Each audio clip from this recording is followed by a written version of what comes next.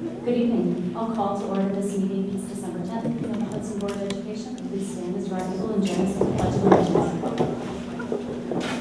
I pledge allegiance to the flag of the United States of America and to the republic for which it stands, one nation, under God, indivisible, with liberty and justice for all.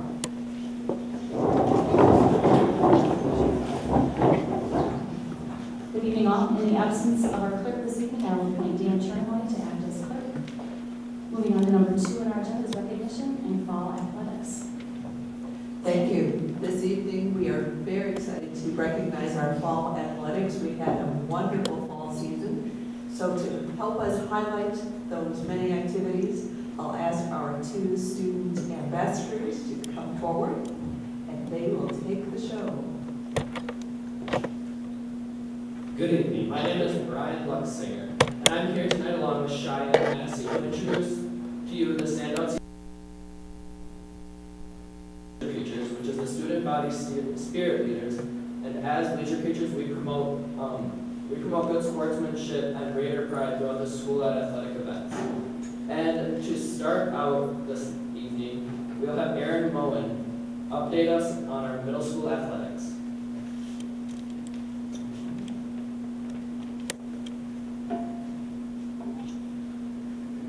Thank you for taking the time, just to recognize real quick all the hard work and dedication of the players and coaches. Just quickly to sneak in front of the middle school here. We have 3 things that we're really working on mission-wise with our student athletes. Number 1 being providing opportunities for all student skill levels. I've talked about this in the past, but our goal is to offer students an outlet outside of the classroom, but within a learning educational environment. This past fall, we had 121 students in cross country, 136 in volleyball, and 141 in football, which accounts for just under 50% of our 7th and 8th grade students are participating in athletics. So that doesn't account for even our clubs and other activities, band and choir, to name a few, for getting kids involved in something at the school but outside school hours. So that's a huge focus for us. Number 2 would be teaching the fundamentals and team play dynamics and students helping build that foundation for success within the high school. We're trying to be an extension of the educational classroom. That's our main goal. We're beginning to balance that schoolwork and the extracurricular duty that they have outside of school, being able to stay on top of their schoolwork within the school day. Establishing that commitment to a team, and then continue to work closely with the high school coaches to build that relationship to help that transition between middle school and high school for those that are able to continue on to a high school sport. And the last part is just establishing the Raiders sportsmanship expectations within all our programs. Like they just stated, it's very important to extend that throughout the whole school district, not just within high school athletics. So that's one main focus that we're working to continue with our middle school coaches and athletes. A couple of things we're working to improve, communication methods to parents and athletes in our programs, and then taking on more of the high school athletics code to give us some more formality at the middle school level. So just to get us started, and I think Cheyenne's coming back up to get us started on the high school. So thank you very much. Good evening. I am Cheyenne Massey. I'm a senior at the high school. I am the president of AMP, which is Athletes Making Progress. We focus a lot on sportsmanship and focus on leadership throughout all grades at the high school. I am also a manager of the wrestling team and play for the softball team. First off, we would like to congratulate our baseball team, girls track, boys track, for receiving the Big Rivers Conference Sportsmanship Award. Also, girls soccer and boys tennis got runner-up. The award was voted on by the conference coaches, and it's very exciting for us, and 5 out of 7 sports were in the top teams. We would also like to congratulate the football team and girls cross-country team for winning conference championships. Also, for the first time in our school history, the girls swim and dive team tied with Eau Claire Memorial and shared the conference titles. This year, we've also had 2 seniors who have signed to play at the collegiate level. We've had Alex Herring, who signed for basketball with Minnesota State Mankato, and Miles Lewis, who signed for baseball at University of North Dakota. And at this time, we would like to honor Nate Brine. Nate, could you step forward? Past Hudson graduate Nate Brine is a certified athletic trainer at Hudson High School, supplied by Catalyst Sports Medicine. He has received the Wisconsin Athletic Directors Association Community WIAA Service Award for his outstanding support of our athletic programs. Nate consistently goes above and beyond in all that he does and has touched the lives of countless athletes. He has had a direct impact on the success of the school's Raider Elite Strength and Conditioning program and the sports teams. And right now we'd like to present Nate with his award. Thank you. Would you like to say anything?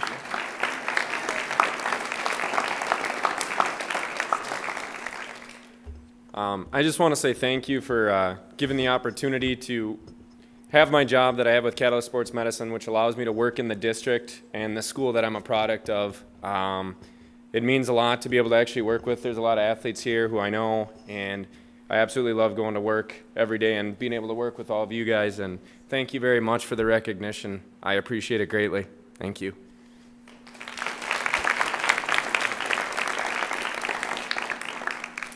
Next, we would like to congratulate Devin Sika. She's not able to attend tonight, but she's a member of our girls swim and dive team. She's a junior. She received the Scholastic All-American Award from the USA Swimming Association. So that's a very prestigious award, and we're excited for Devin. And could we have Mr. Cowles stand up? Congratulations to Adam Cowles, the varsity football coach. Big Rivers Conference Coach of the Year for the second year straight. Could we give him a round of applause?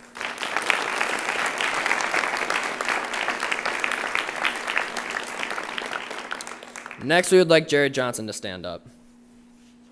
Congratulations to Jared Johnson, senior varsity football player who was named by the St. Paul Pioneer Press as the Western Wisconsin High School Football Player of the Year.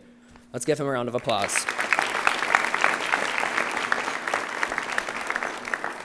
Next, we're going to have a few of the athletes from all of the sports teams speak, so if we could get you guys to stand up and form a line right up here, that would be fantastic.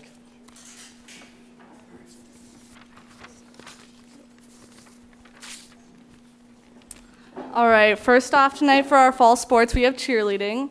I don't believe anyone from the cheer team is here, but we had 38 members on our cheer squad this year. The team cheered for both varsity and JV football.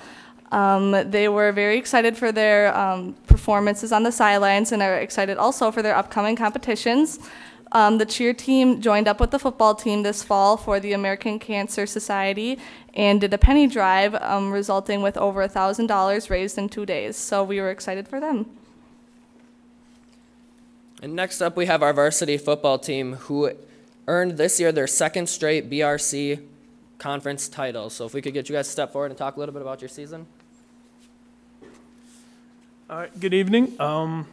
Just want to say, the whole season was a really awesome experience for all of us. I mean, we got to experience it twice. Our record total, for all of us here, was 22-3 for all of us here, which was awesome.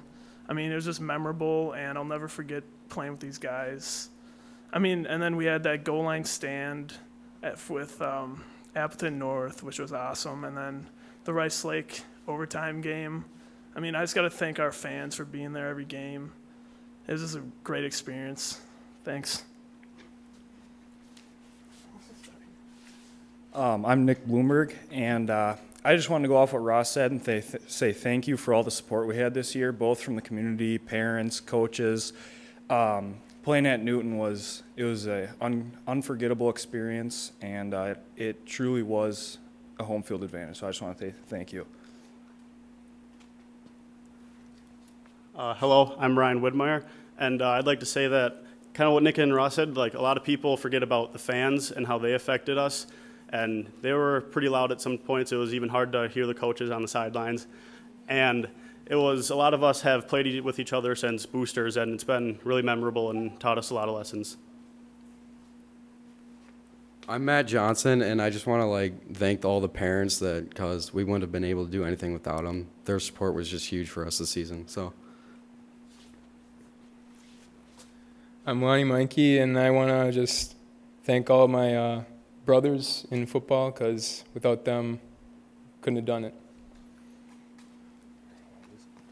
I'm Jared Johnson. Just want to say thank you for what Nick said, the fans and everything. Even I got yelling at Nick a few times because I couldn't hear anything, telling him to talk louder. So just want to say thanks to everyone, and yeah.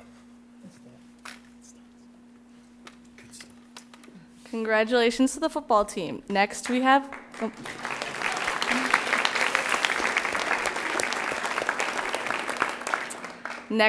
girls golf.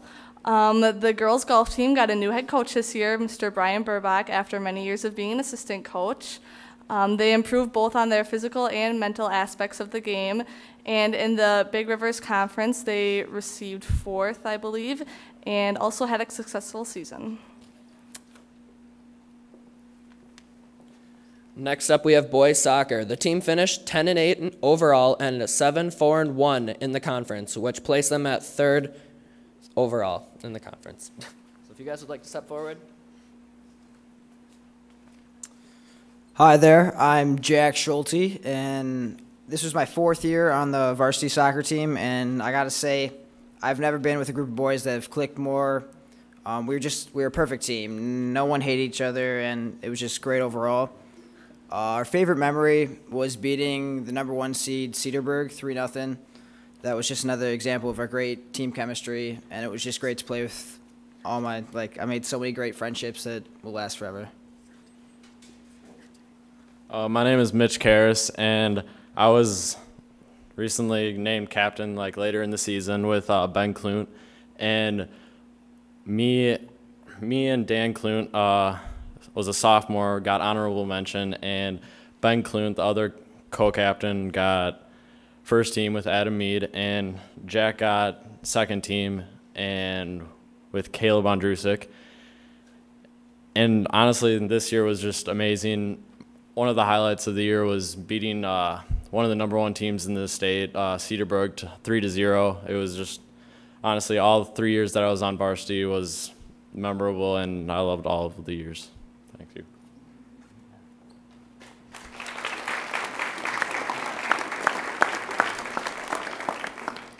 Next, we have girls swim and dive. The girls also had a successful season, and they were undefeated in the conference. So I believe we have a girl from the dive team here to speak.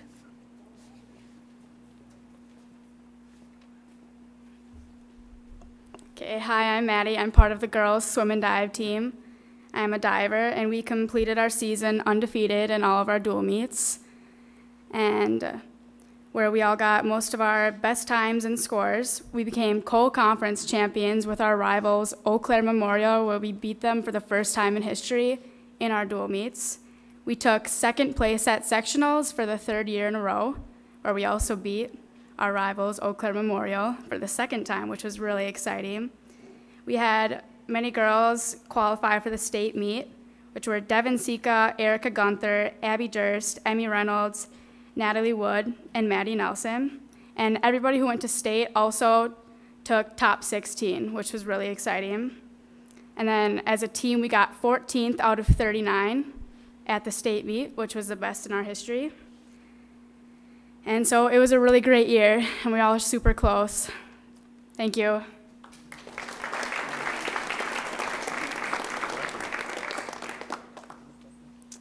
The Hudson girls tennis team finished this year with an overall score of 18-6.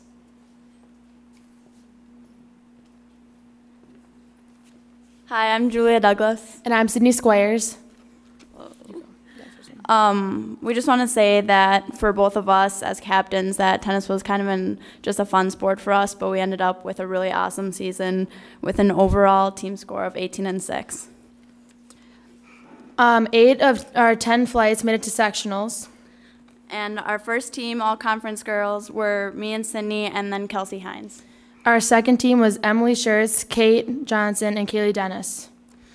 Me and Sydney qualified for state this year for our 2nd year in a row, and it was a really great way to end the season, and we couldn't have done it without our coaches. It was really awesome. Short and sweet.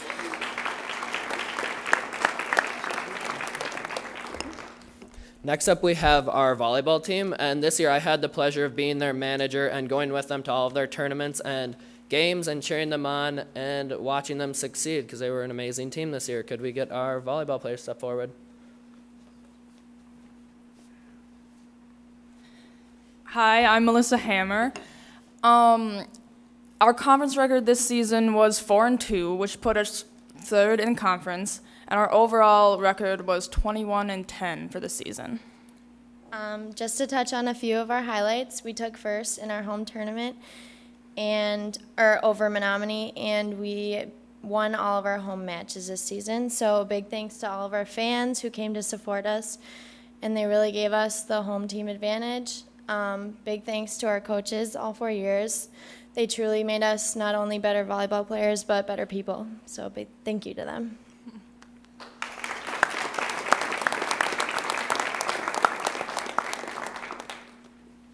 For cross country, both the girls and boys team had an exciting season with competitors in each sport making it to state. So I believe we have some people here also to talk about that.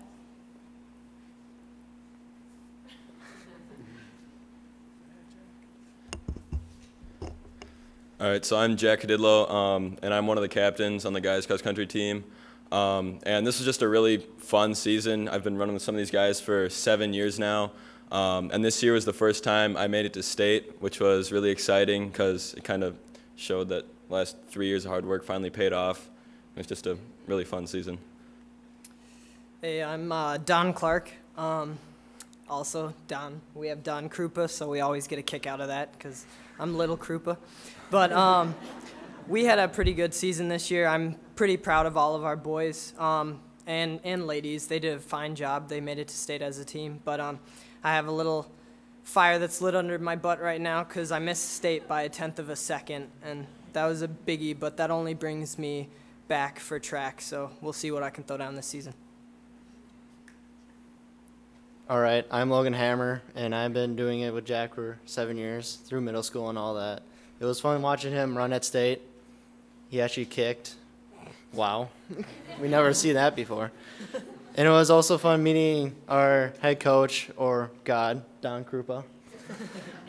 He's pretty amazing, and I've been with these guys almost my whole time I've been in Hudson, so it's been pretty good. We had really good memories and a lot of funny memories, and yeah. Hi, my name's Noah Burns. I had never ran cross country before high school, but I joined and I ran all 4 years and ran with these guys, and it was just a great time. And I'd like to thank Coach Krupa for teaching us well, and thank these guys for having the opportunity to run with them. Thank you.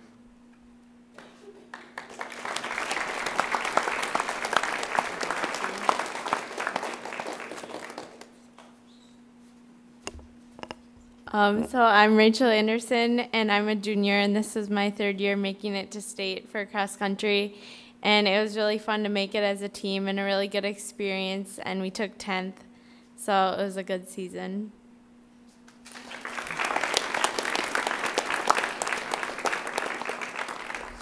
We would just like to congratulate all of our fall athletics for such a successful season this year, so could we give one more round of applause?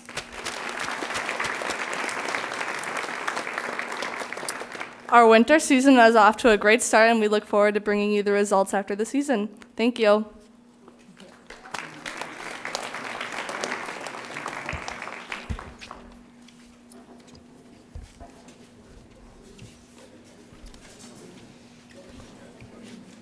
I just wanted to say thank you to all of our coaches, students, athletes, parents for the work and commitment that you put in, and I was particularly impressed to hear the comments from a lot of the students about the combination of athletics and academics and community. So thank you for that emphasis. We appreciate it. All right, next on the agenda, moving on to superintendent's report. Mary? And I would just like to say ditto those comments that you said, Lynn. Certainly impressive young adults that we've just seen in front of us, and we're very fortunate to have that caliber of student in Hudson who are dedicated to goals. And I think one of them talked about their coaches who help make them better athletes and better people. So what a great combination. Moving on to the school board election that is coming up. This is December and time again for candidates to file papers to run for office. This year we have 2 seats that are up for a 3-year term, and they are presently held by board member Lynn Robson and board member Dan Chernahoy. The 3-year term starts on Monday, April 28th, so the end of April 2014, and runs through April 24th, 2017. So as far as filing papers for candidacy, that time period has already begun. It began on December 1st, and it runs through January 7th. And candidacy papers are available in 2 places, one in the superintendent's office at the Administrative Service Center and also online. So that will be listed as it is. You can see on the board behind us on our website later. And on December 27th, that's the deadline for the incumbents, if they choose not to run for office, to file papers for non-candidacy. And then on the 7th of January, papers have to be filed by 5 o'clock. If there are more than 4 candidates who file to run in the election, there will be a primary on February 18th. And then the spring election for 4 candidates or less would be April 1st. And then again, they would take office the end of April, April 28th. Any questions on that? There is information on our website if people are interested in finding more out about that. And then do you just want me to continue on? Sure, thank you, Mary. All right. So we have some great opportunities for our students to learn more about careers as they think about graduating from high school and moving on and making choices, but choices that are also part of their high school experience and then on into post-secondary training and to the work world. And so the first one is Women in STEM Plus. This is science, technology, engineering, math, and the applied arts. And it is coordinated by Jody Bray from the middle school. And this is an opportunity for professionals in our community to talk about their work in the area of STEM Plus and to share that with young females who are interested in those areas. So that event is going to be hosted at Hudson Middle School in the multipurpose room on January 9th. From 5 to 8 in the evening, and it's for K through 12 students. And I really would encourage those professionals in those fields in our community to contact Jody Bray and volunteer to help out with that. There will be certainly some hands-on experiences that those students can learn from and learn about those careers. So the second one is the Healthcare Discovery Day on January 10th. That's being offered for 9th graders to sign up at the high school. And the high school team will be talking in a few minutes about the career academies that are coming up, and one of those is a healthcare academy. So this is an introduction for freshmen to healthcare careers. And we have experiences scheduled at CVTC, at Catalyst, and at Hudson Hospital. So it's a day of experiencing and also having hands-on activities in those areas. So a great opportunity, again, for Hudson students. Thank you, Mary. Board members, any questions for Mary? Okay. We'll move on to the report section of the agenda, High School Learning for the Future update. Am I turning it over to Peg? Bruce is... Yes, so will the high school team come forward, please? We have a district goal to advance high school learning for the future, and I know a very significant amount of work is happening at the high school with various committees, many people involved in the work, and Principal Peg Shoemaker and her team are here to give us an update about where we are with that progress, and it also leads forward to the board's action later on course proposals that Sandy will talk about. One of these nights I'm going to get this right. Good evening, and it's a pleasure to be in front of you to talk a little bit about how we're moving high school learning for the future forward. But before I begin, I'd like to introduce the team that I brought along with me. We have Kevin Moore, associate principal at the high school, one of our associate principals. Lisa Watkins, who is a physics and astronomy teacher, as well as a .6 high school learning for the future facilitator. We've got Sarah Jameson, one of our school counselors, who's been key in helping us with scheduling and all of the counseling pieces that go along with career academies. Lynette Beinlich, who also is a high school learning for the future learning facilitator as well, who works more specifically with cultivating the business and career industry partners. So this is the team. We could have brought more members, but we only have so much room up here. So, but anyway, we're coming enthusiastically in front of you to talk about a course proposal, but also want to set some context for you regarding this course proposal. And so, so I will begin with the right clicker. Forgive me.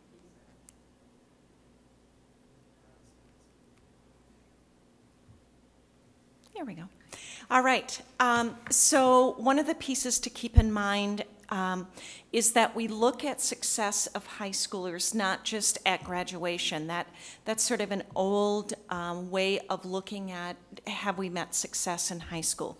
Rather, we look at what sorts of successes are our students experiencing 5 years out of high school. And so we want students to be obviously citizens and contributing to the economic stability of our workforce, to be invested in a happy life where they're contributing.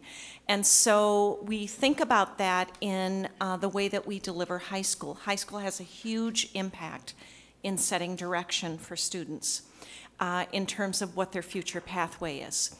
The traditional pathway works for many students, and you'll see tonight that part of what we're doing is designing a couple of different pathways for kids. So we may have students in their freshman year may be able to choose a academy pathway if they are really interested in a STEM course design, or they can choose a healthcare academy design, or they may choose the traditional path. So we're looking at how do we create options for kids in high school. Some kids are ready, though, for an academy. Last week we had a fishbowl, which that's a professional development strategy where there are a group of people in the inside and a group of people on the outside. The group of people in the inside were the students. And these students were conducting an interview. We had two of our student leaders lead that, and then we had adults, teachers, and administrators, and high school learning for the future support people on the outside listening in, if you will. We learned from both 9th through 12th grade that we have students that have known from as early as 7th grade that I want to do engineering, that's my pathway, or I really excel in the area of science, or I want to become a nurse or a physical therapist or an athletic trainer. Lots of kids already know sort of what their pathway is, and yet we have seniors and juniors and sophomores too that are saying, I don't have a clue what my pathway is. And so what we're trying to do is, knowing that part of high school is figuring that out, and part of college is figuring that out. We also think for some kids there are students that are ready. They're ready to be able to really investigate and see what the world of work is in a particular career path. Oh no, this is me. So we know from the research, career academies are well over 40 years researched. There's different types of career academies. A lot of academies are done for high school reform. This is not the reason that we're doing academies in Hudson. There are school districts such as Nashville and other districts that have completely gone to turning their high school upside down and having every single student placed in an academy.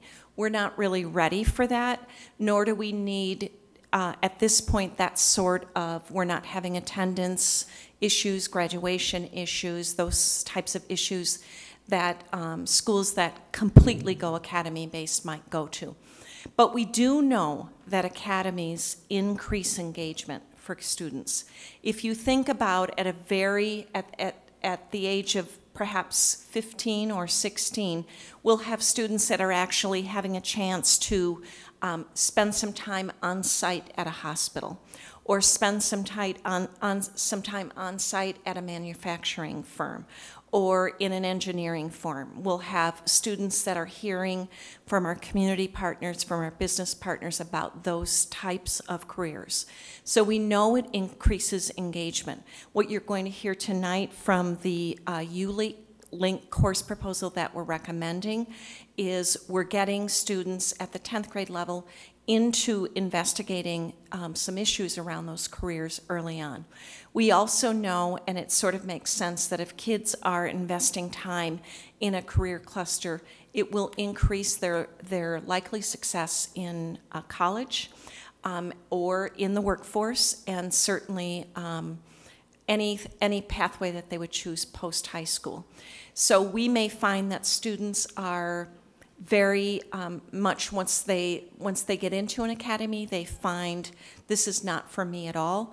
We have plenty of entrance points and exit points along the way in our academies. So we want to thank some of these beginning architects of this High School Learning for the Future, and that was the original HSD 2025 Community Teacher Committee. From that committee then were the small learning teams that were formed. We also have academy teacher advisories. We've had well over 20 site visits and recently attended a national conference on academies. So we're well versed in these components, and you'll see them alive and well in what we're presenting tonight. Okay, you just click that arrow. Okay, this is my part of the presentation. Just to take you back a little bit to 2009, 2010. Let's see here. When the district came up with the HSD 2025 to take a look at what the graduates will need in the year 2025 to be ready for their life after high school. So the district did that in HSD 2025. That was in 2009, 2010. In 2010, 2011, the components, after nearly 20 site visits, they came up with these components: the small learning community, the advisories, transitions, and project-based learning. So that was a couple years ago already, after 20 site visits. 2011, 2013, the work study teams resulted in coming up with implementation of advisories, which our freshmen, sophomore, and juniors right now have the advisories that meets fourth hour every day for 25 minutes. And the second aspect is the recommendation of the career academies as small learning community models. So we were interested in the career academies versus other academies that we could have gone with. And so this year, 2013, 2014, the two proposed career academies, the STEM Plus Academy and the Healthcare Academy, we have been developing that and going, like Peg had said, to the conference we attended and visiting other schools this year just to further our knowledge of some of us that have come on board a little bit, just this year. So that's the process this year has been developing those academies. So I just wanted to say one other thing. A couple years ago, as a community member, it was great for me to be brought on board to be a part of that small learning community, to take a look at that as a parent and community member. So it's fun now to kind of be on board as a part-time employee of the district, but it's been a real fun process.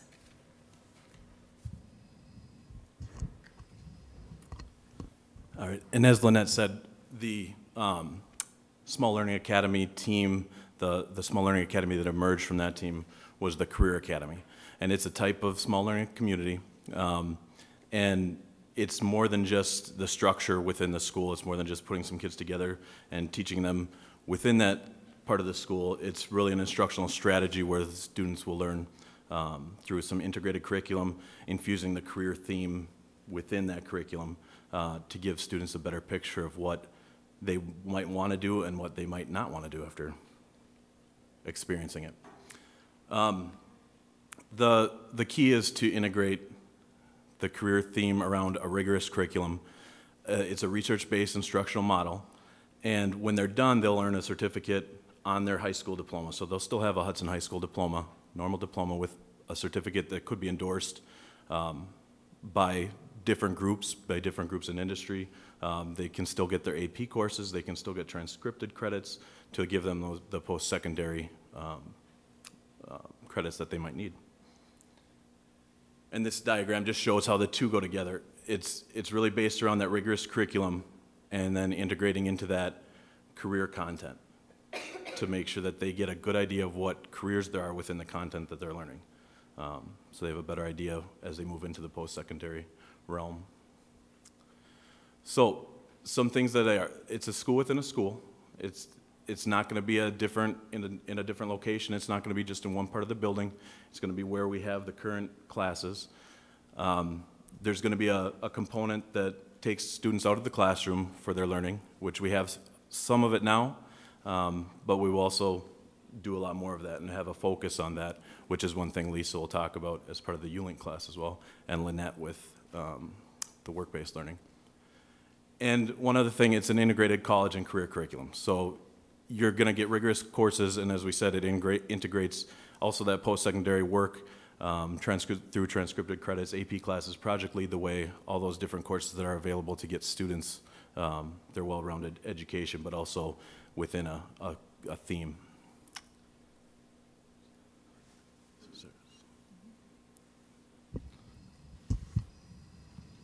Okay, so some things that the Career Academies are designed to do, you know, practice those soft skills that the students really need to be successful. Helps the students have, you know, gives them more of a voice and helps them know how they can shape their life. Increase their motivation and really get them involved and engaged. The idea is to take their interest, turn that into experience, which in turn, you know, the learning coming from that. And it really helps students not prepare only for college, but also helps them prepare for college and that career. And potentially reduce the cost of college by them having a better feel for what they want to do, so they're not losing any time they're getting in there and really picking a major that they're interested in. Some things that they're not designed to do. We don't want to reduce the emphasis of the whole student, and we still want them to be able to take the electives they want to take and take classes in other areas too, not just that specific area. Also want to make sure that they still have all the opportunities to take their AP classes and their transcripted classes. Those will still all be available. It is not designed to reduce or get rid of the traditional high school path. Like we said before, that pathway is still right for the majority of our students. So that is still, the education we've always had is still great for a large number of our students. And then it's also not designed to raise test scores. It doesn't weaken them, but academies are not designed to raise test scores.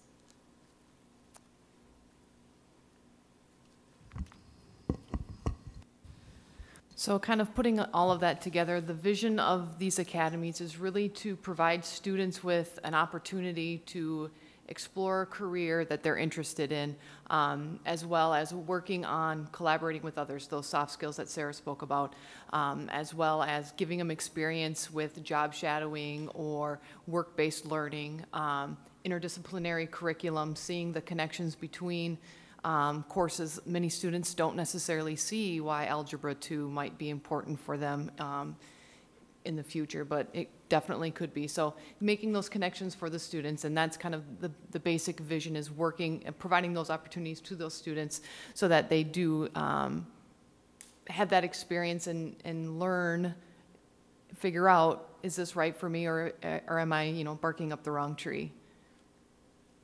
So the two academies that are going to roll out next year are STEM Plus and the Healthcare Academy.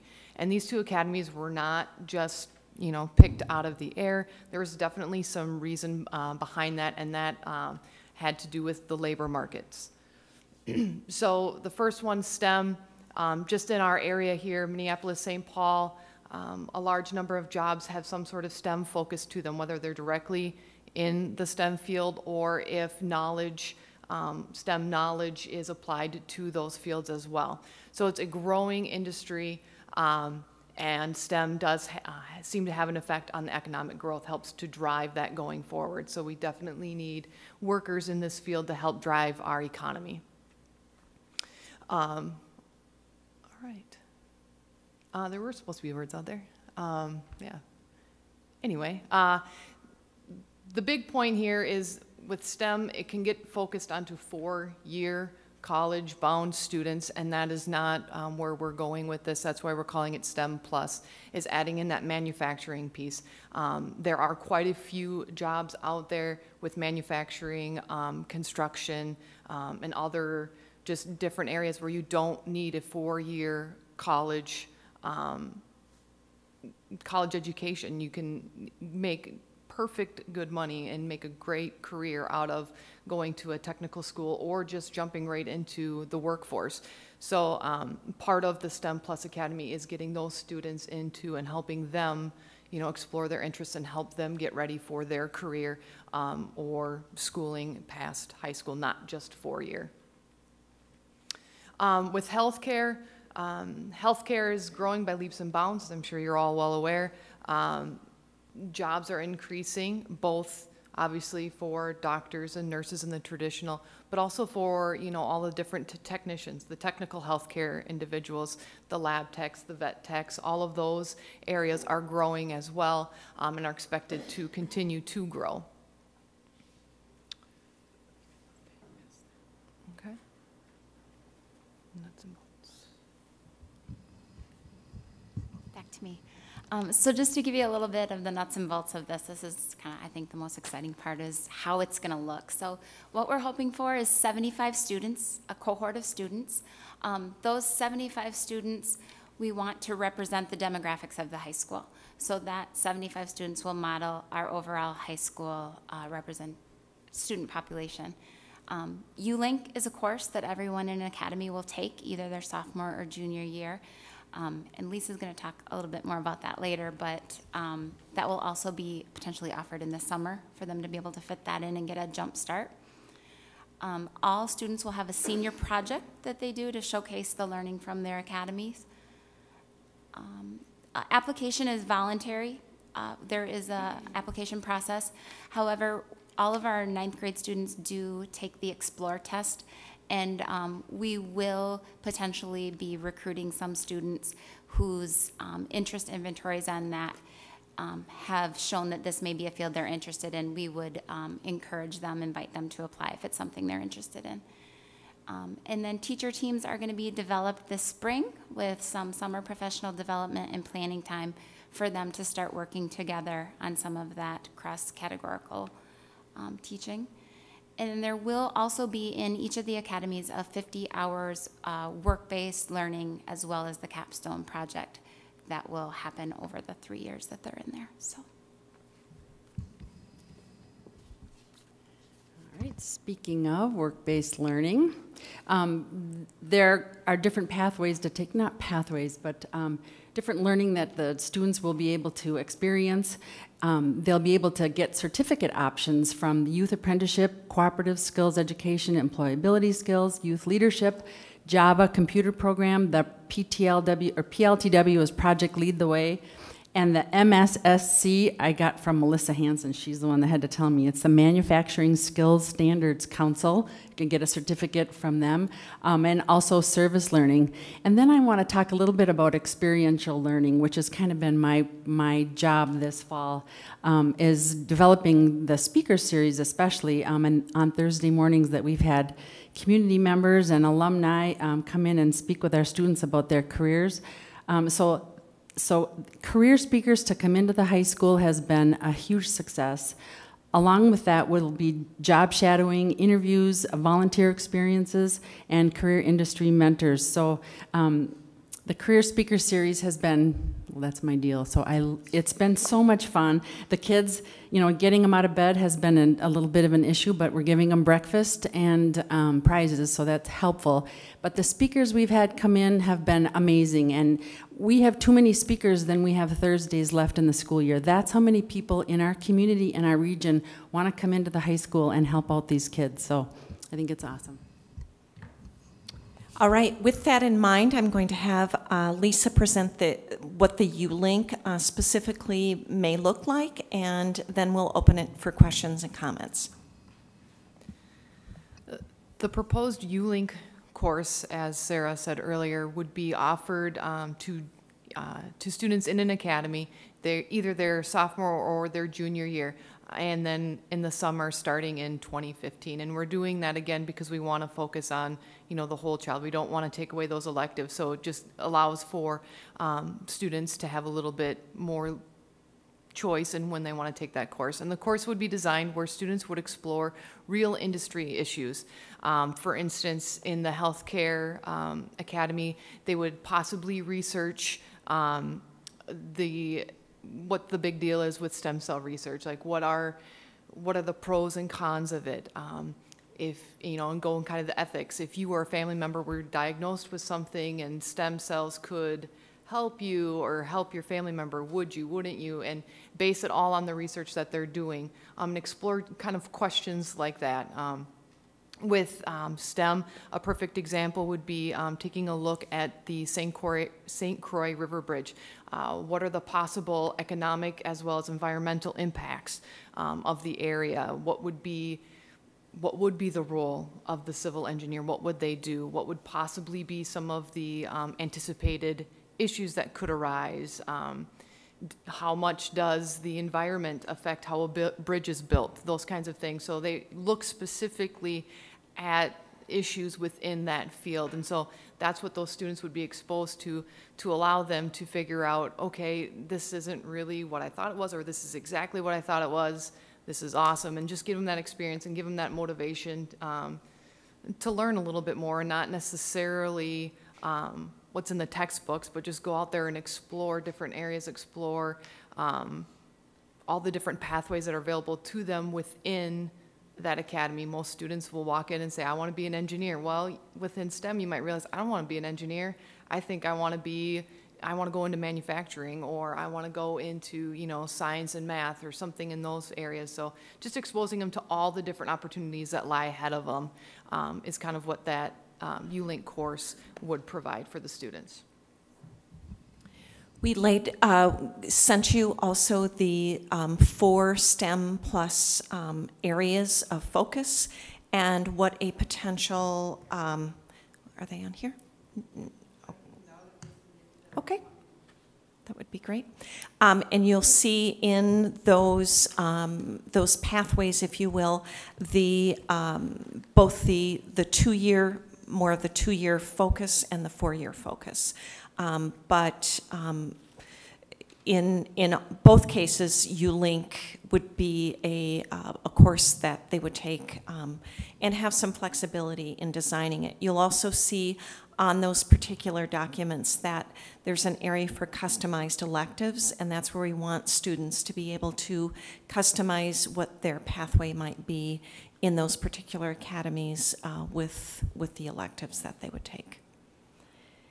So one of the pieces I failed to mention earlier, but do feel I want to come back to, is part of the reason that about the formation of the academies is not only student interest, but I do want to remind you that one of the reasons that we initially looked at small learning communities is how do we take a really big high school and make sure that we have smaller learning communities within that high school. That's somewhat what we've done with Freshman Academy, and that certainly is a purpose for our high school career academies as well. So with that, I'm open for questions or comments. Mary?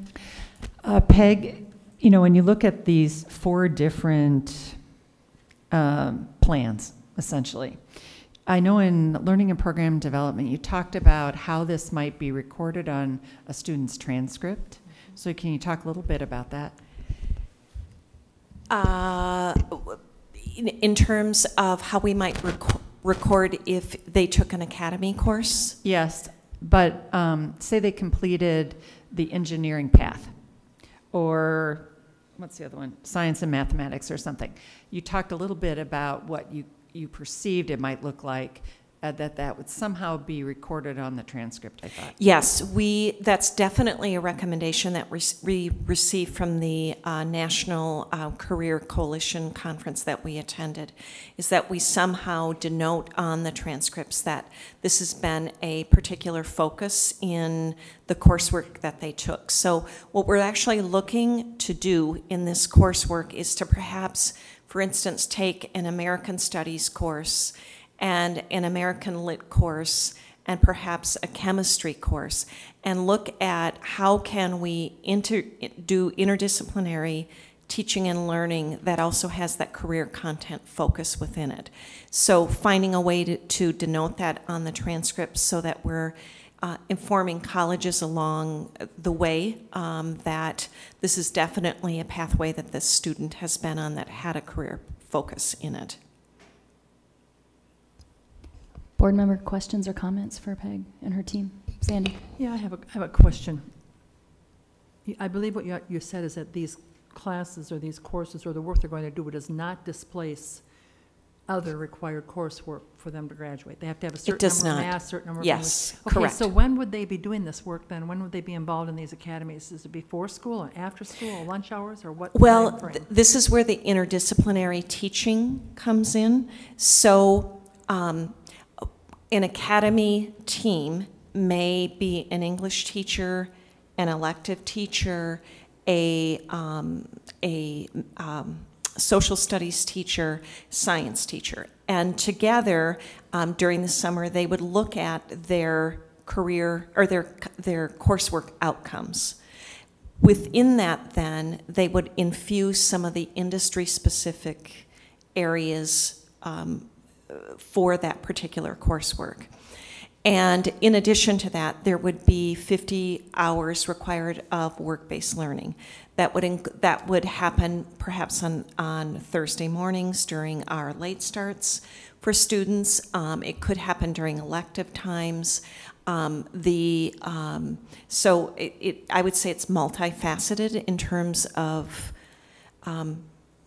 it's more of an integrated approach versus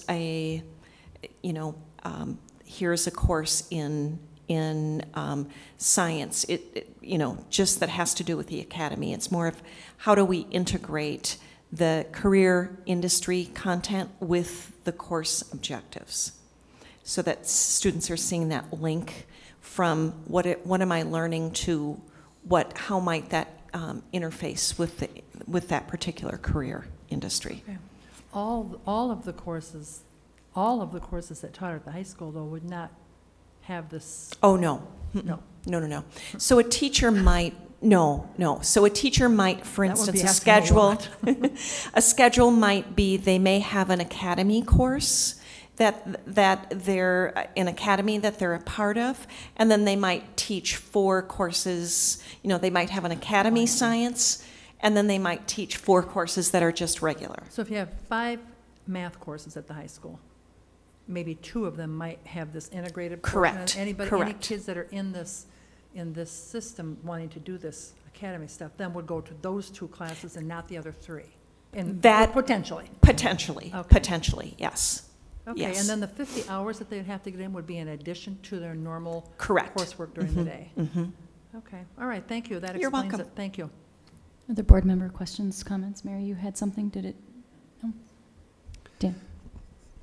Madam Chair, question. I'm sort of curious about the site visits that you were on and what you learned from those site visits, whether or not, you know, some of the districts that have rolled this out, implemented it, has it sort of gone as planned, or have there been some challenges that they've experienced, you know, with the academies or sort of the, I'm just sort of curious if it's all, if the outcomes match what you are laying out here, or maybe there's some unintended consequences that some school districts have faced as a result of maybe not rolling it out like you should roll it out? Or? The interesting thing, and then I'll see also if Kevin or Lisa want to speak. The interesting thing about it is we're starting small, and that's very strategic, because to take on too much, we'd rather do it really well than take on, you know, a massive sort of overhaul and not be able to support it. So we've been building toward this for quite some time, and the site visits have definitely allowed us. For instance, one of the pieces that we've learned along the way is we don't want to diminish electives, because electives are a very rich part of a high school content. And so that was a purposeful in terms of the design of the U-Link, is that let's make sure there's a summer option so that we're not diminishing you know, students in music or band or other sorts of electives that they want to take.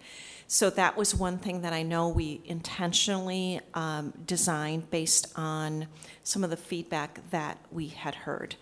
And just really this starting small and then supporting it. And that's really why we're limiting it to 75 in each, that's a manageable amount. Both Lynette and Lisa will be supporting that with project-based learning incorporated, as well as cultivating those business partnerships.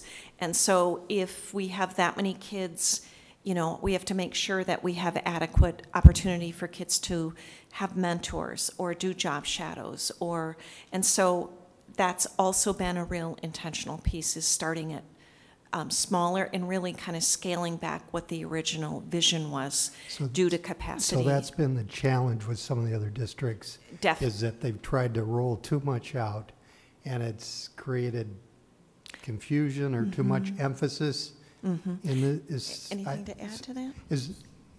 I guess that's what I'm trying to get at, is what exactly have you learned from some of those? When we visited Appleton North's Career Academy, the principal there said it's kind of an evolving process based on what that school had the space available to offer a whole wing to the academy, so they were able to fit it that way. But the key for that site visit for me was talking to the students and how excited they were about being able to learn specific things to the career that they were interested in. So they had a chance through a class like the U-Link to really explore it, and those students stood out from the rest in the school. You could really tell a difference, that they were highly motivated because of the fact that they were in that academy with the group, and any student we talked to could speak very highly of the academy and the time that they had, and it was similar. They had half-day academy, and that part is still evolving, because it's how do you find the time for someone to facilitate all that, which is one thing we're trying to work on as well. Okay. One of the pieces that we also found in our work is the importance of student voice in the academy, and we definitely have already started to incorporate that. But that will be a part in terms of getting student feedback along the way as well. So we know that scheduling can be an issue, and Dave and Sarah have attended workshops and have those set up, and how to minimize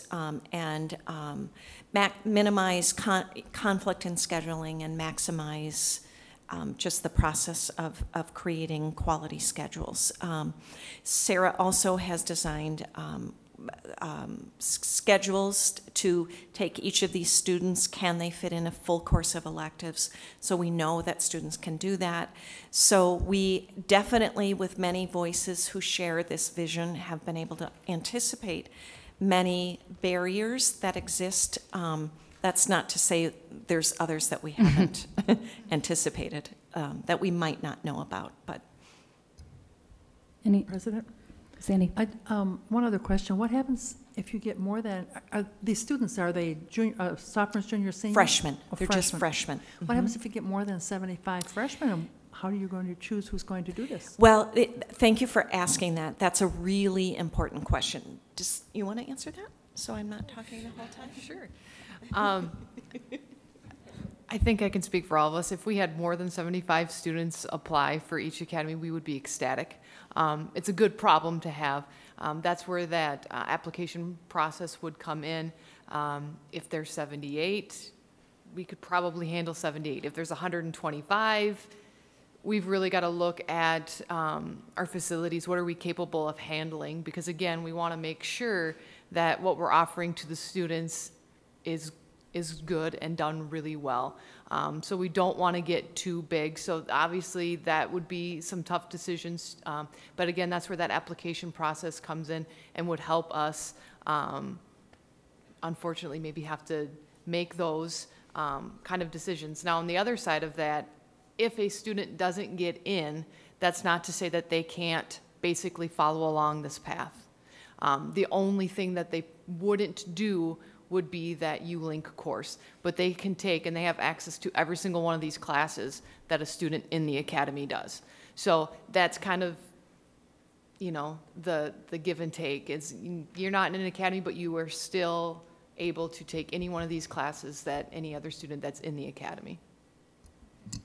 In addition, we are also having the academy makeup as close as we can reflect our student population.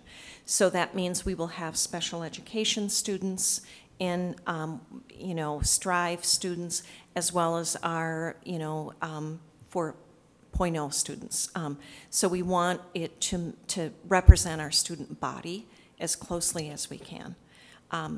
So the interesting piece will be the engineering side. We've talked about that. If when we go into an engineering class, the majority are male students. I think I saw a freshman class last week that had 30 students, and 2 were girls. So that's why we're specifically targeting the women in STEM in terms of trying to increase the female population in the STEM field. Mary? So just a clarification, they apply for this their freshman year, but they started in their sophomore year. Correct. So they're really their sophomore, junior, and senior. Correct. Thank you for that clarification, Mary. Jamie, excuse me. Madam Chair, just to follow up on Mary's comment. So this year's freshmen will apply to be in the academy as sophomores next year, but there will not be any juniors or seniors in the academy, right? That is correct. So we're going to phase this in, and 75 students the first year, see if we can handle more maybe for the next year's signups. For 75 in each academy. In each academy, right. Mm-hmm. You may find out that you get more interest in one than the other and so forth, but these all have, the healthcare and obviously science and technology are going to have some overlap anyway.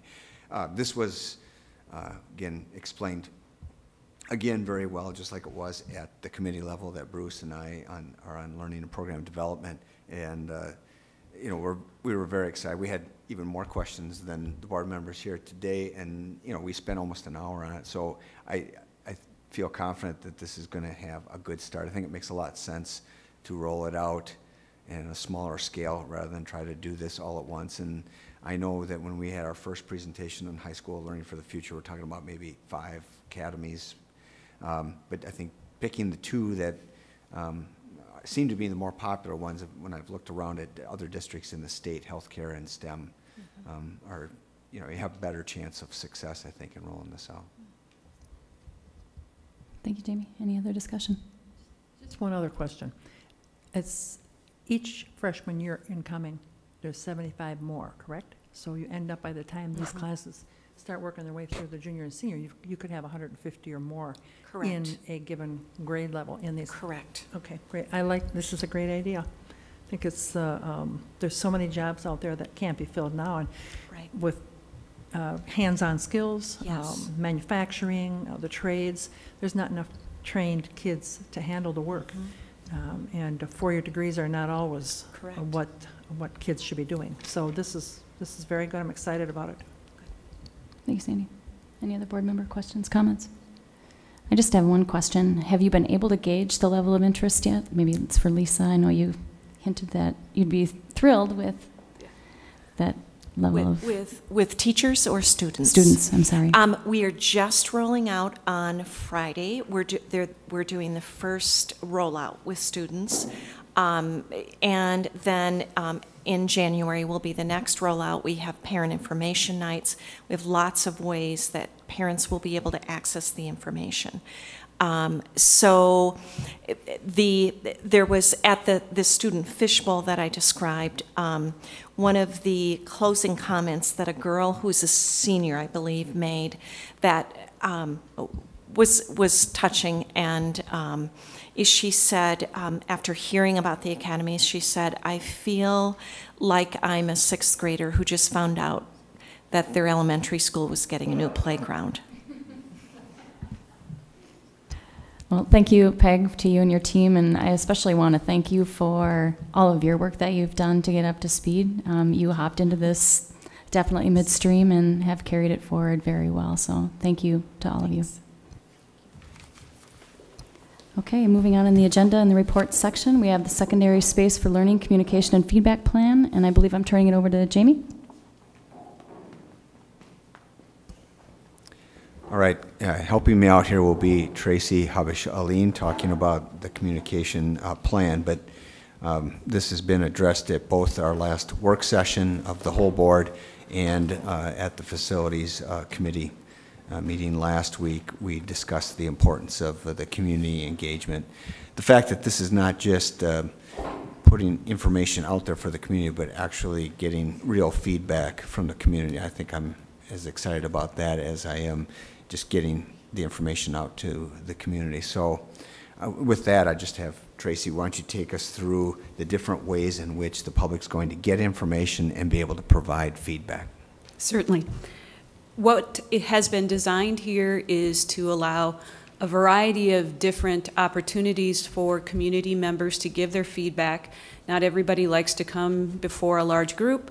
Some people like online surveys. Some like a smaller, more intimate, more conversational opportunity. So we're providing all of those in what's listed here.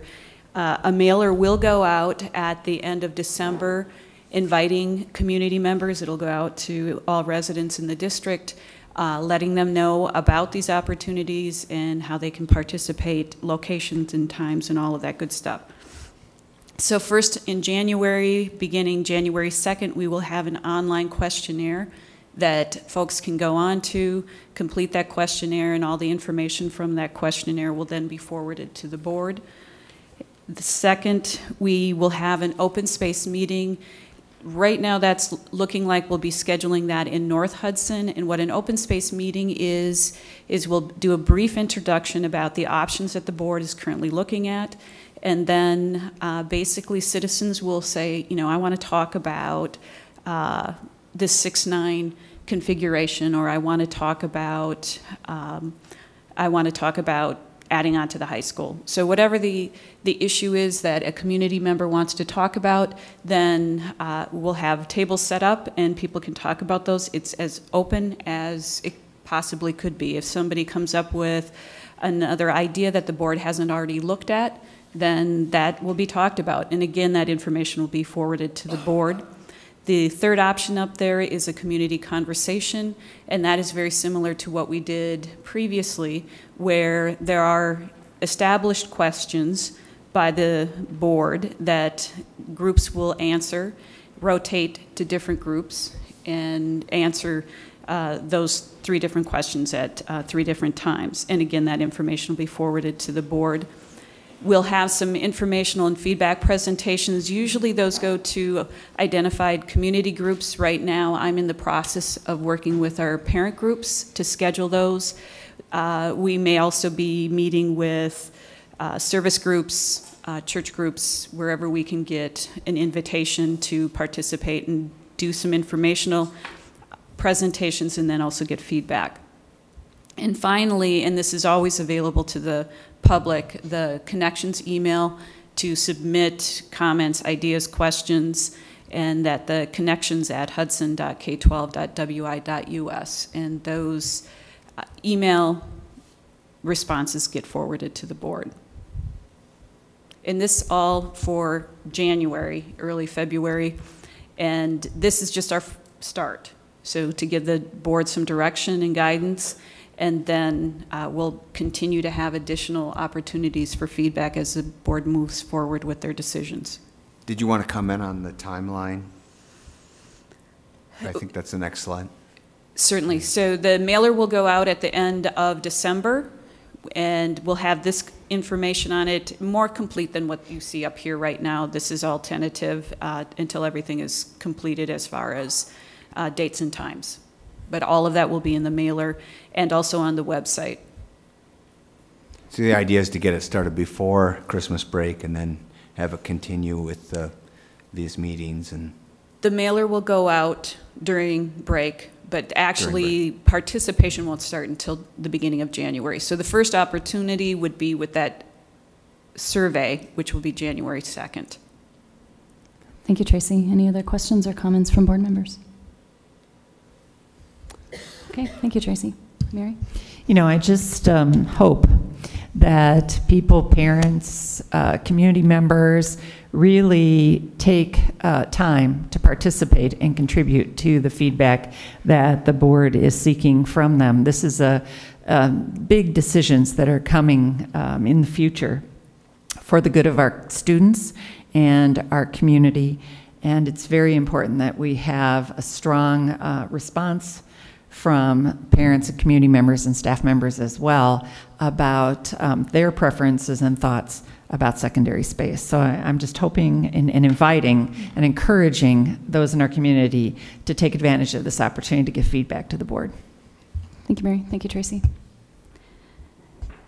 The next item on the agenda in the reports section is the conceptual site plans for County UU property. By way of background, I'll give a little background and turn it over to Tim if he has any follow-up, and then we'll ask Hoffman to come up. But the Board of Education had a work session on Monday, November 25th, and the purpose was to discuss several topics as it relates to the secondary space in the UU site. Mark Belke from Hoffman presented to the board at the session 2 conceptual site plan options for constructing a large secondary school at the site. Through the discussion, board members expressed concern about the limitations of the county UU site property as a site for a large secondary school. Mark was asked to present the concept plan information again at this board meeting for the board's further consideration and to inform the public. At the work session, the board requested that they consider whether the district should maintain ownership of the county UU property or market it for sale. You will see that for consideration listed later in the agenda under topic for action, item 9A. Tim, do you have any other background you want to add? No, I think you summarized it well. We'll have Mark come up, and you all know Mark Belke with Hoffman. Mark is a land architect and land planner with Hoffman. He's got, Mark, about 25 or 30 years of experience doing this? Over 30, okay, good. So Mark is going to go through some of the analysis he did on the site and then open it up for questions.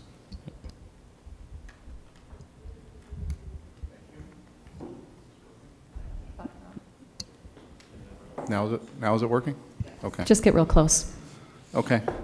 And I have control here, right? Mm-hmm. One of these. This one? Okay. Good evening. Thank you for having me here again. I enjoy coming here, and after listening to all the things that are going on, I wish I was back in high school again, or even earlier, in Hudson. in fact. I'm here tonight again to share some concept plans that we were asked to put together for the UU site.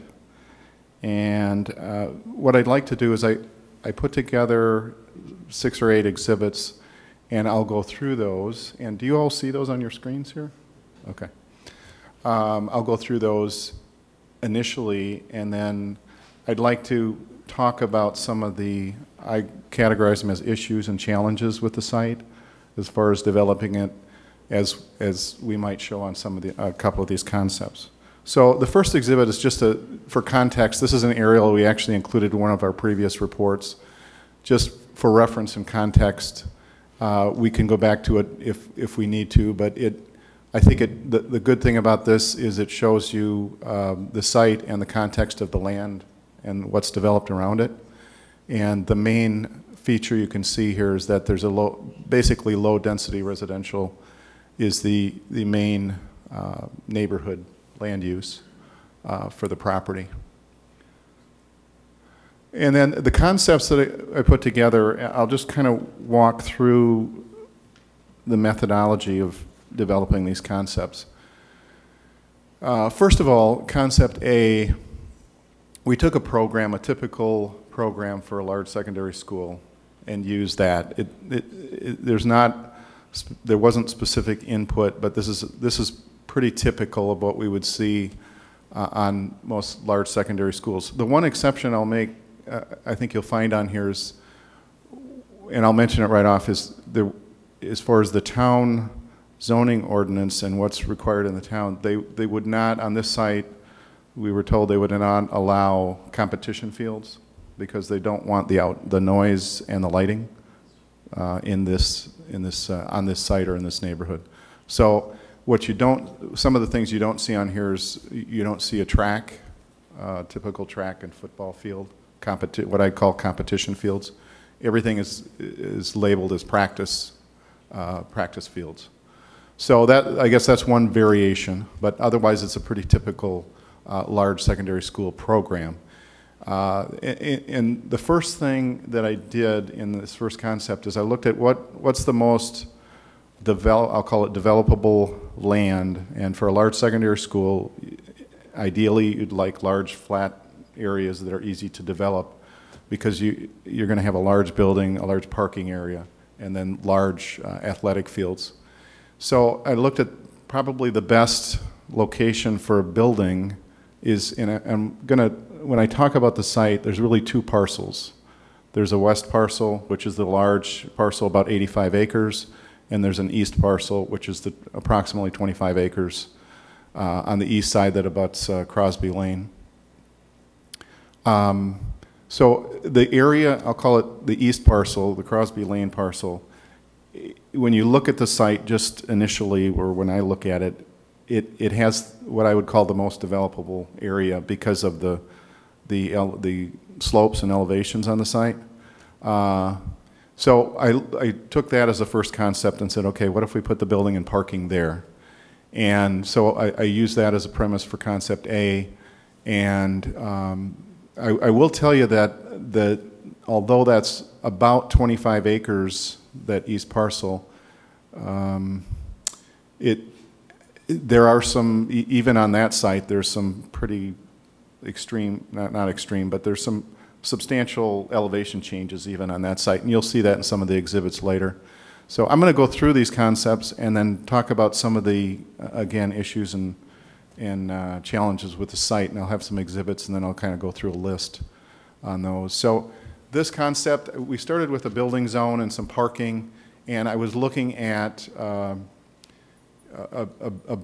large secondary school, and the first thing that this site tells me is that the building zone in a concept like this is going to be somewhat restricted because we want to try to get the building and the parking proximate to each other.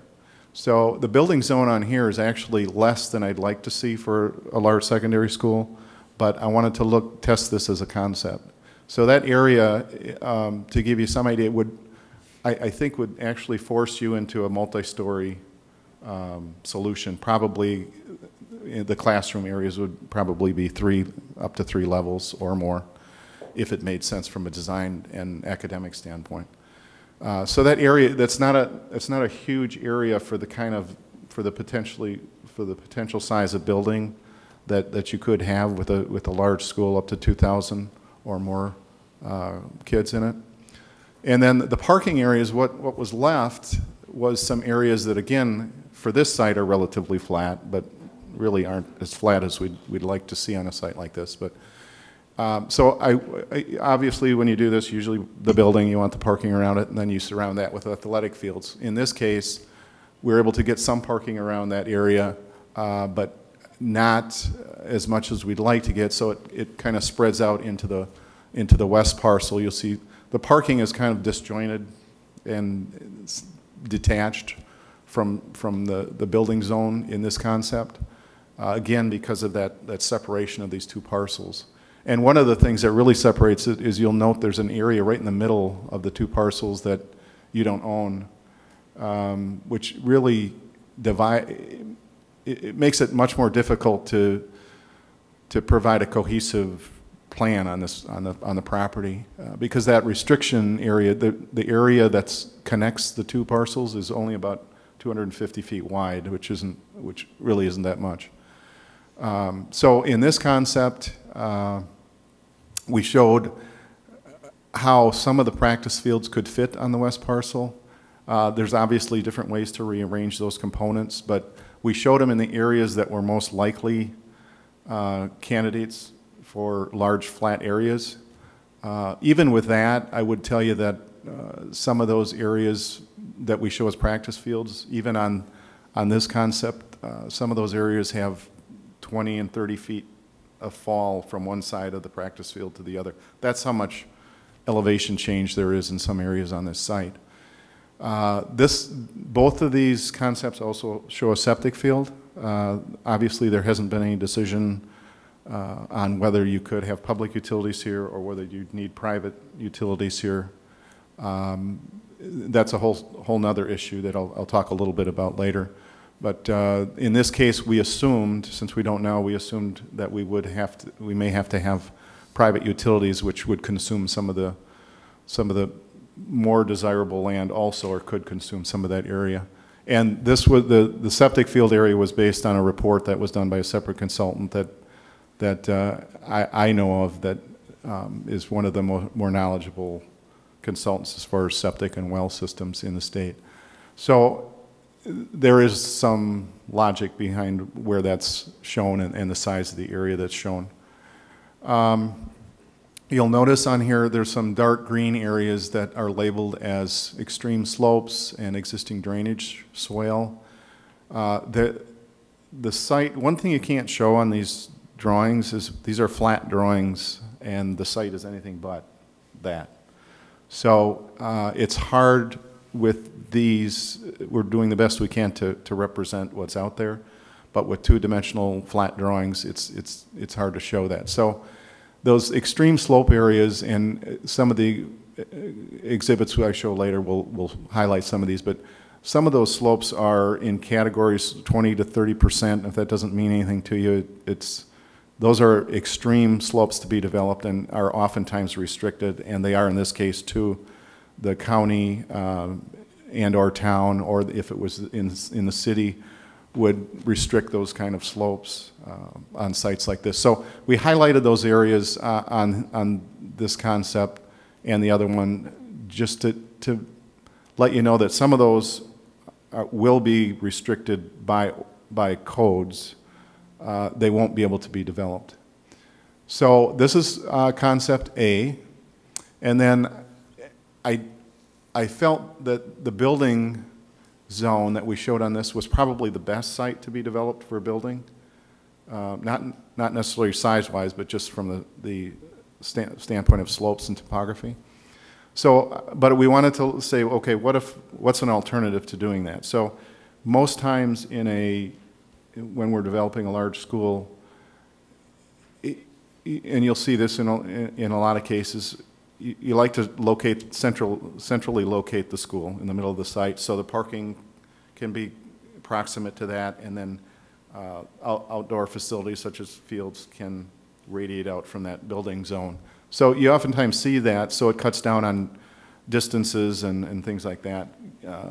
As far as the planning, you can get better distances. In this case, I'll have an exhibit later that shows how extreme some of the distances get on the site. So we wanted to do another concept. So we looked at how we could centrally locate the building. And concept B, basically tried to develop a concept where we tried to find a central location that made some sense.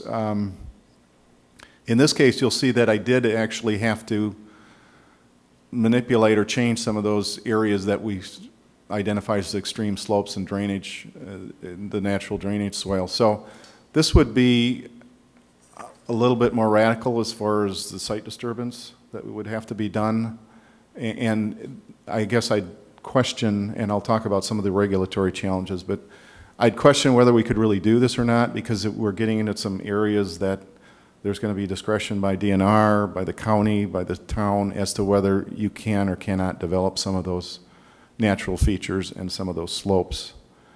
Some of those may be completely off limits by code.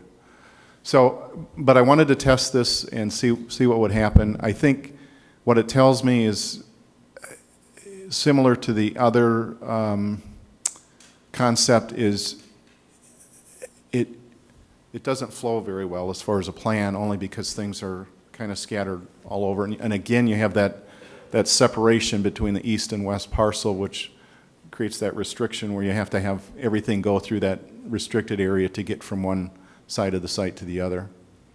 It also would be difficult, again, because of grades and so forth, to get the parking in a more ideal layout where it would be more proximate to the building zone. So again, this is basically just representing a plan that uses what I'd call the most usable and developable areas of the site. So what I'd like to do now is kind of go through some of the site analysis diagrams that helped us look at this and help us figure out how to develop those concepts. This area highlights, and these are pretty simple drawings, but this the green area on here just represents what I call the heavily wooded areas on the site. So to do anything to the magnitude of what we were talking about in those concepts, there would be quite a bit of disruption or clearing of some of the woods on the site. So there would be substantial vegetation removal, which again, from an environmental standpoint, is always not a favorable thing to do. Plus, it's additional dollars in site clearing. The next diagram shows steeps. This analyzes the slopes, and what we did is we had this generated by actually Stevens Engineers did this for us. This categorizes the slopes as 12 to 20, 20 to 25, 25 to 30, and 30 and over. The reason we use those categories is the steep slopes, there's different entities, and the Regional Plan Commission for your area of the state actually defines steep slopes as anything above 12%. So that's the reason behind the categories that we put this in. So by their definition, and I would concur with it based on experience with development, that anything over 12% I would consider a steep slope. If it's just one small area, it's one thing, but there's some pretty major areas on here. So that identifies those areas. And to give you some idea, the vegetation on the previous slide, covers about 30% of the site. The steep slopes on this slide cover about 30% of the site. And then we put those together on one and showed it on here. So the steep slopes and the existing wooded areas cover, we approximated about 40%, over 40% of the site. And the reason that's important is I think when we start defining usable area for the property, ideally by different measures and different formulas for a school the size that we were talking about here, ideally you'd want 60 to 70 good usable acres And I can give you an example. Appleton North was mentioned here a couple of times. I live in Appleton, and their school is on a 65-acre, and it was a nice flat rectangular site. But they have a school similar in size to what you might be talking about here. It's a high school of about 2,000 students, and they have every inch of it pretty much filled up. So we can test that in different ways, but that's just one example. And on this property, you have a total of about 110 acres, but and usable, what I'd call usable, that's outside of those steep slope areas, is probably in the neighborhood of 70 to 75, 80 acres that I would call as defined usable. The challenge with the site is you can see they're isolated and separated from each other by areas that could be very well be restricted from development, some of those steep slope areas and wooded areas, and the natural drainage swale that goes through here. Another thing that we wanted to look at, and we tested this on concept A, is to look at some of the distances to give you some idea of if we could centrally locate the building here, if that would make sense. Some of these distances could be cut down, but I'll talk about some of the challenges with concept B.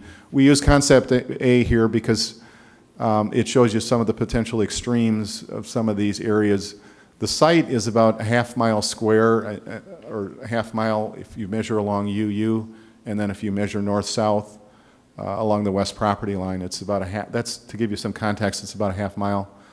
Some of the travel distances to go on site in this concept would be a half-mile up to 2/3 of a mile to go from a building zone to some of these fields and extreme areas of the site. So we thought that was important to show you that, I mean, it's certainly not ideal from a distance standpoint. And then this diagram, and I think this one's kind of hard to read, but so we took off some of the topography.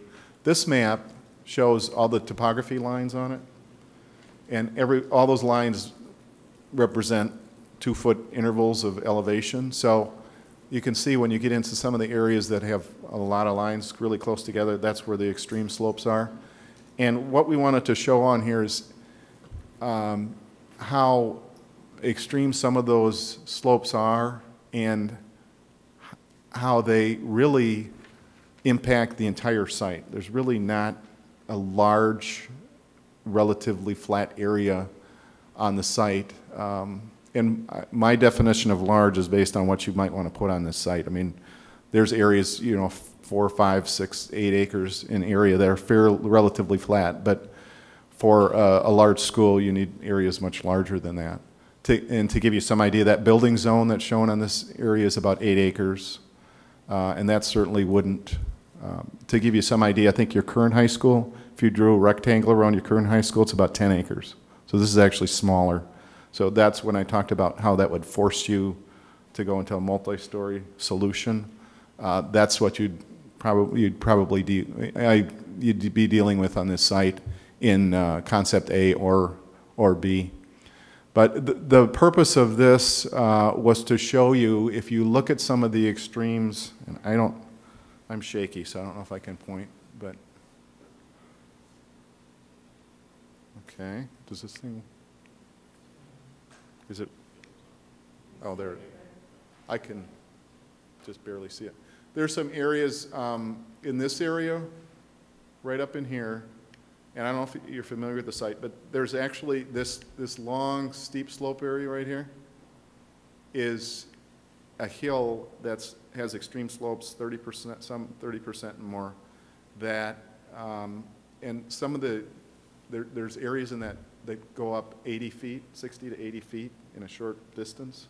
So those areas are probably going to be restricted, which means this area here, which is about 6 or 8 acres of land, is actually isolated. You couldn't even use it. It's probably the nicest, flattest part of the site, but you really couldn't use it because you can't get in from one side because there's residential lots on one side, and you have this extreme restricted slope on the other. So there's examples like that where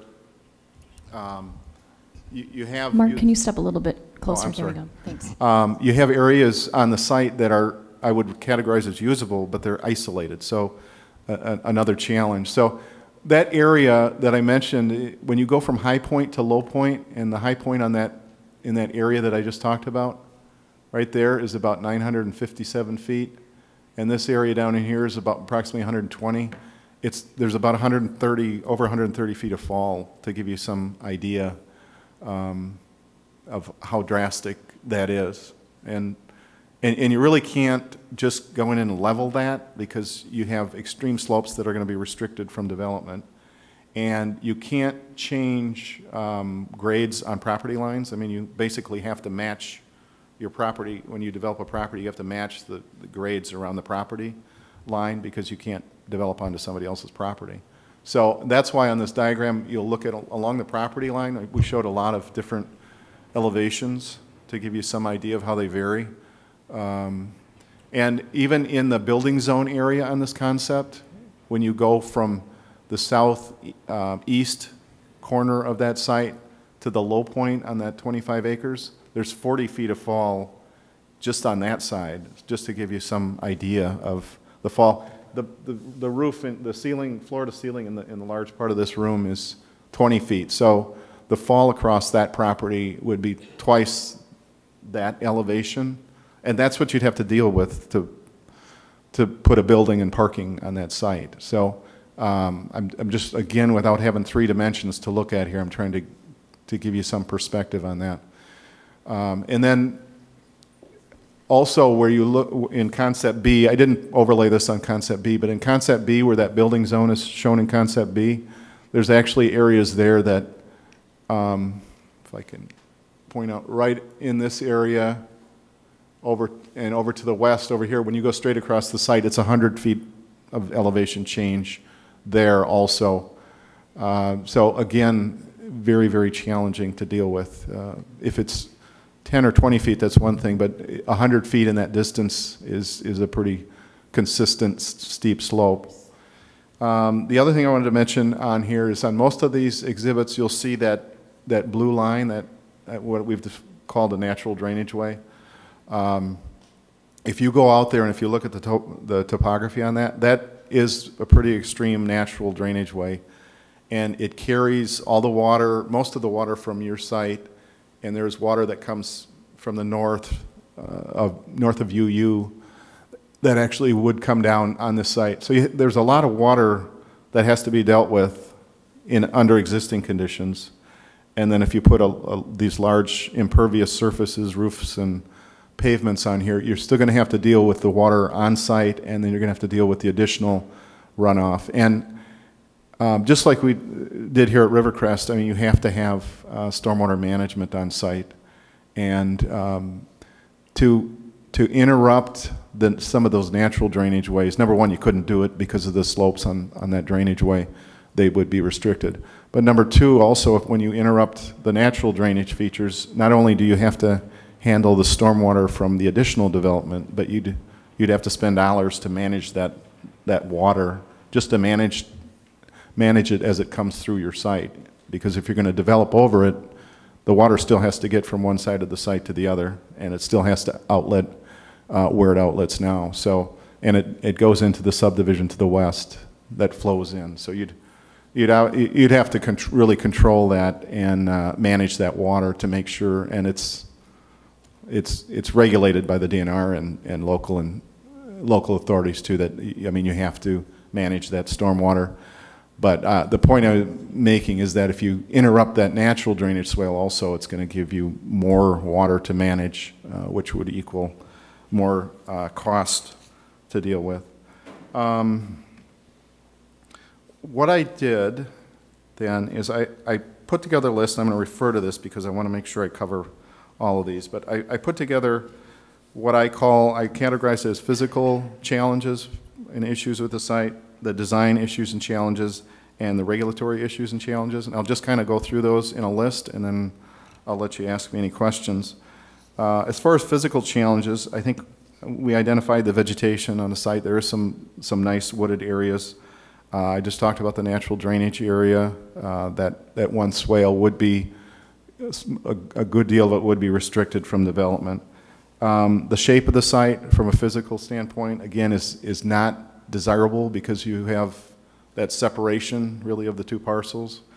The topography is probably the obvious main challenge with the site because of the existing elevations, the slopes. And I wanted to read to you, I don't know if some people aren't even aware of it, but we have regional planning commissions in the state of Wisconsin, and I deal with them in different regions. And I checked with it for any local documents that they have, and I just wanted to read this. It's about steep slopes. This was a report written by the Regional Planning Commission for St. Croix County, and it reads, it is generally more desirable both environmentally and economically to avoid steep slopes and disrupting natural drainage ways with construction and land development. Problems with erosion and runoff pollution can occur with development on steep slopes, and flooding and wet basements can occur with drainage way disruptions. Steep slopes are any area where the gradient of the land is 13% or greater. Again, the area that we showed on that map. So I just, in my experience, I would completely concur with this. I think, I just wanted to let you know this, this is not an opinion just by me or our company. There's a lot of data to substantiate why those areas should be limited for development or restricted from development.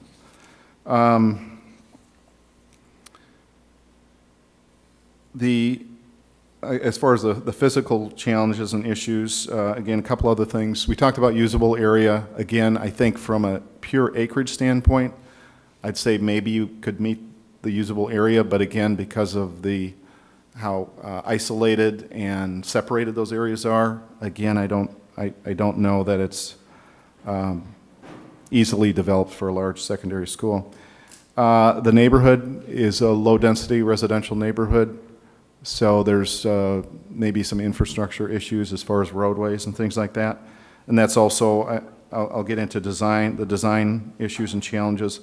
I mentioned the building. I think the site would force you into a multi-story building, which I'm not saying that's a bad thing, but it would force you into that. I don't think you'd have a choice. So from the get-go, I think you'd have to compromise on building design, and you wouldn't really have you'd be restricted and have fewer choices as far as the building design. I think it would also restrict future development opportunities for the building or for athletic facilities or for parking. And accessibility for the building. I think in either of these concepts, you may have to have a stepped approach to the building where one side of the building is going to be higher or lower than the other, and there may be accessibility issues and additional costs associated with that, stairs, ramps, railings, extreme grades for sidewalks and driveways. As far as design too, I think one of the major things that we looked at here was distances. Certainly not ideal. And again, with that restriction, I think that's going to add as far as distances on site. Access.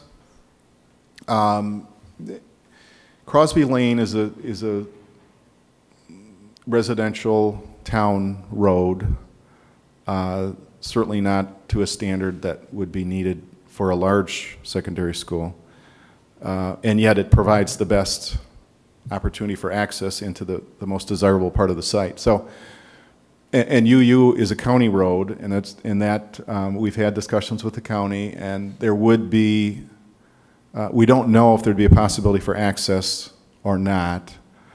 So there's some question as to whether we could get, how many access points we could get to the site. For large secondary schools, we always look for intersections where we can access at least 2 streets.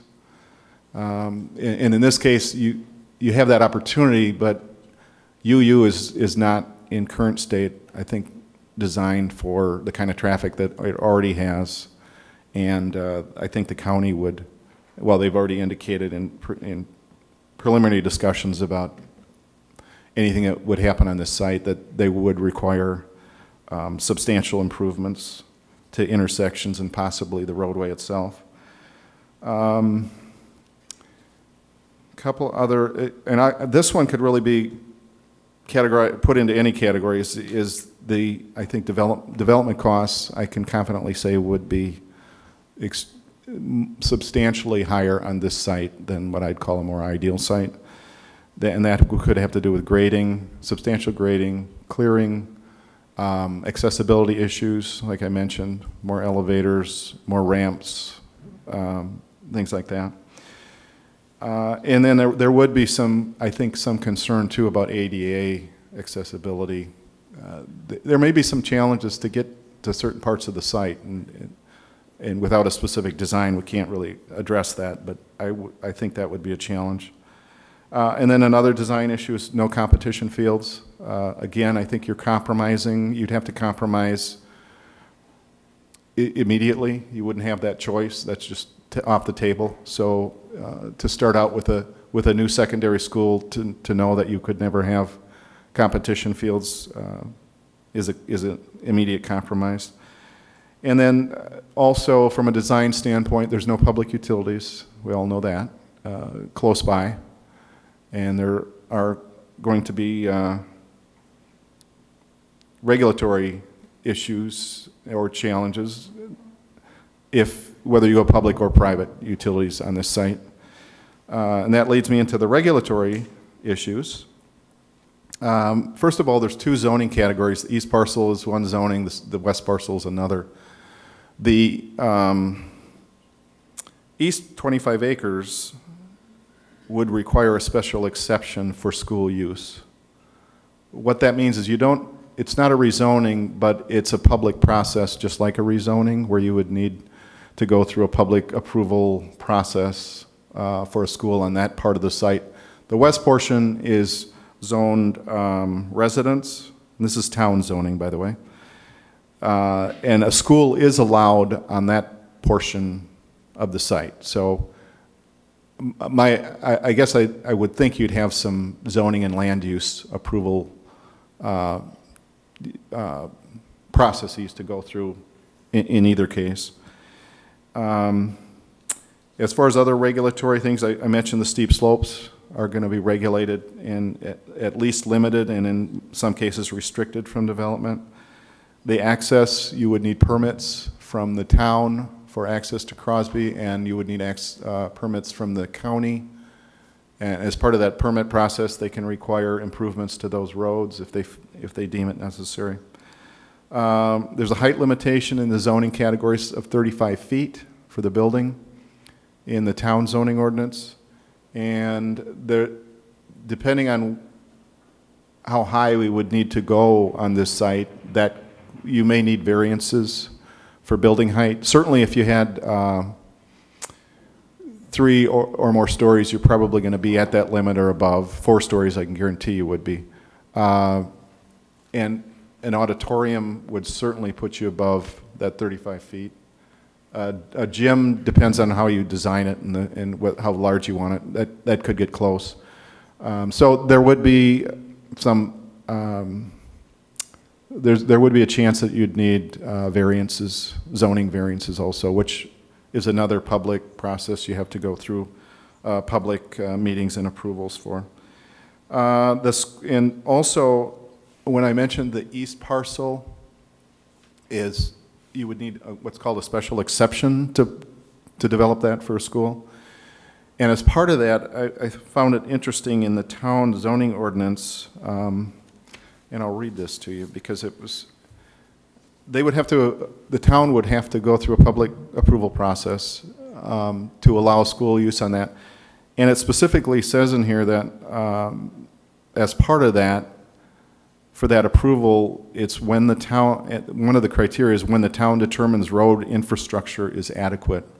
And I found that interesting that I think it's a good idea to put in the ordinance, but in this case, it kind of jumped out at me because I think the road infrastructure here is not adequate for a large secondary school. So it's not something that can't be remedied, but the development costs could be could be extreme. And then the utility issue, again, it's an issue. You'd have to either work with the city to get public utilities here, or you'd have to go through a process to put a substantial private septic system and a well on the site to serve the school. And I think you've had some feasibility work done on that. There would be substantial costs associated with either solution.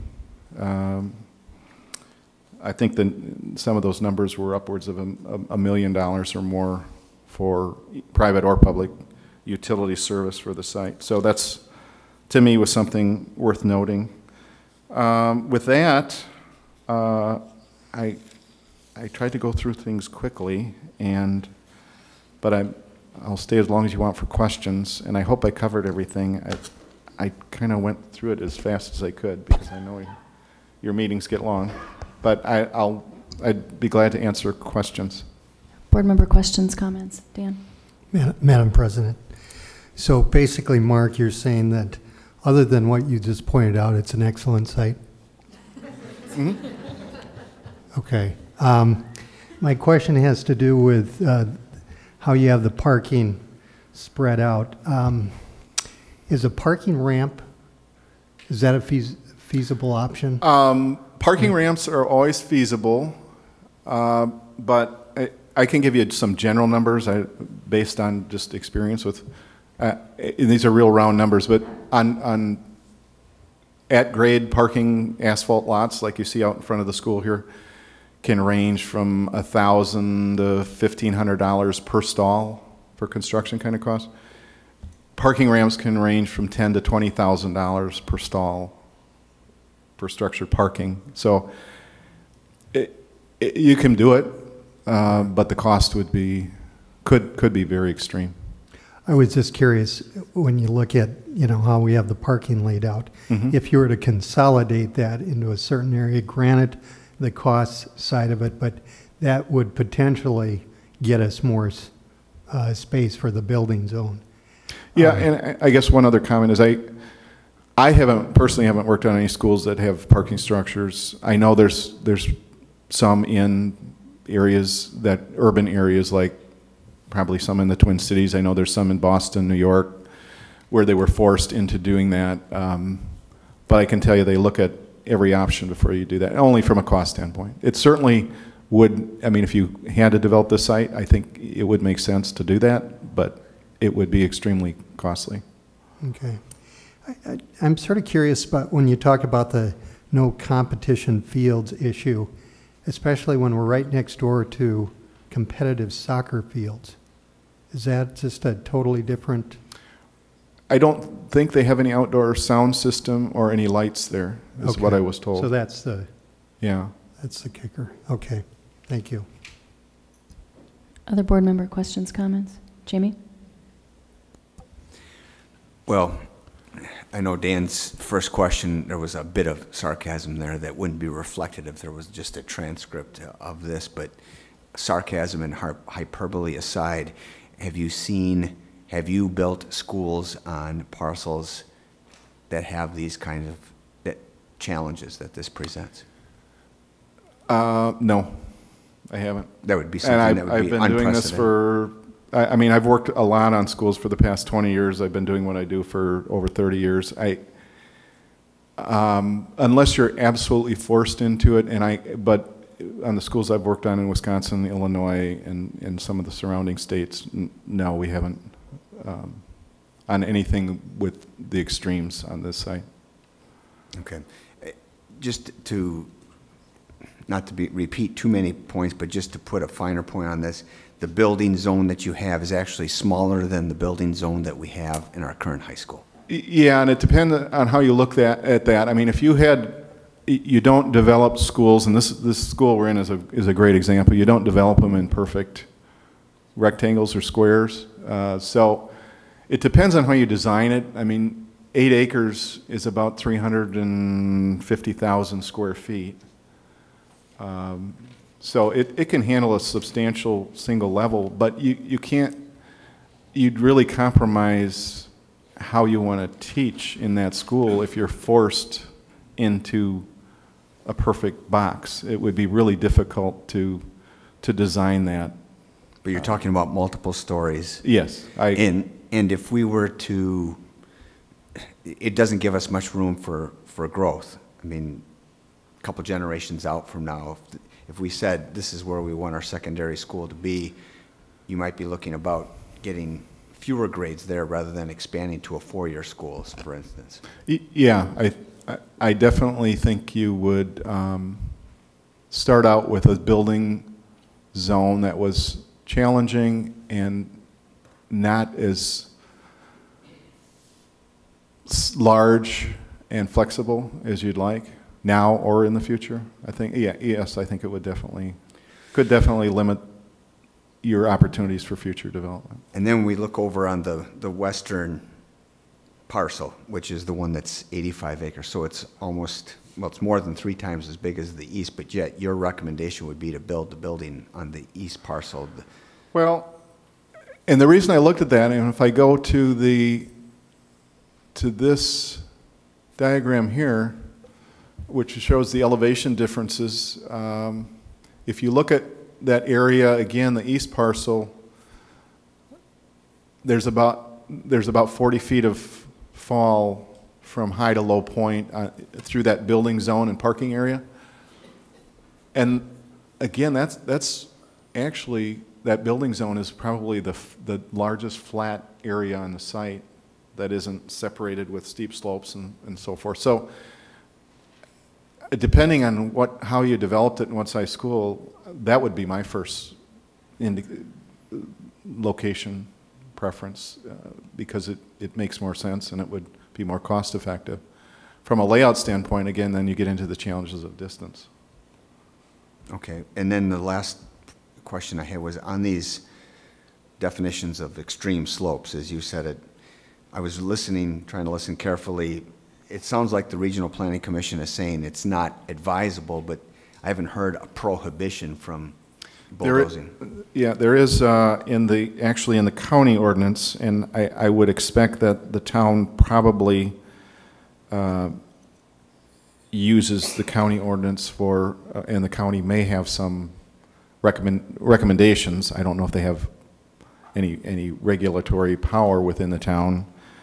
But and this is from the county ordinance. This is any construction or land disturbance activities for public improvement affecting slopes 30% or greater, 30% or greater with slope measured over horizontal distance of 50 feet, which many of these areas that are 30% and over do. Developments shall be prohibited. So it is prohibited. It's prohibited in such sense that you can't get a special exception or a variance or anything. Well, I guess there are variance processes and exception processes. In this case, with the if you've ever been out on that hill, it's really extreme. It's wooded, it's steep, and it's 50 to 80 feet. It's not like 10 feet. It's 50 to 80 feet of elevation difference. I think you'd have a hard time justifying doing that. If they approved a variance for that, I don't know how they'd stop anyone else from getting a variance. The precedent that'd be quite a precedent to set, I think. Have you seen parcels with over 100 feet variation get bulldozed over and have a building, a 300,000 square foot building put on it? Not that size building, no. Any other board member questions, comments? Sandy? Yes, Madam President. I have a few questions I'd like just to clear up. The 30% slope, that you're saying that's a county ordinance? Yes. Correct? But I believe the town of Hudson has their own zoning ordinances, and they don't go by what the county says. Now, having said that, I think the county probably gets involved in this anyway, and you have to get county approvals, even though the township has its own zoning ordinances. So 30%, I'm just going to assume that 30% or more pretty much can't be touched by the county. Let's just say that that's the position the county takes. Well, I'm looking at your topography map here, and the 30% slope then would be the gully that's in the southeast corner of the larger west side parcel, correct? Yes. Okay. The swale, the natural drainage swale, as I looked back on the other map, that doesn't have very much 30% slope in it, that swale. No.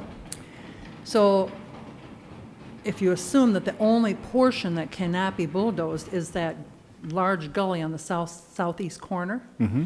everything else could probably be leveled off somewhat and bulldozed.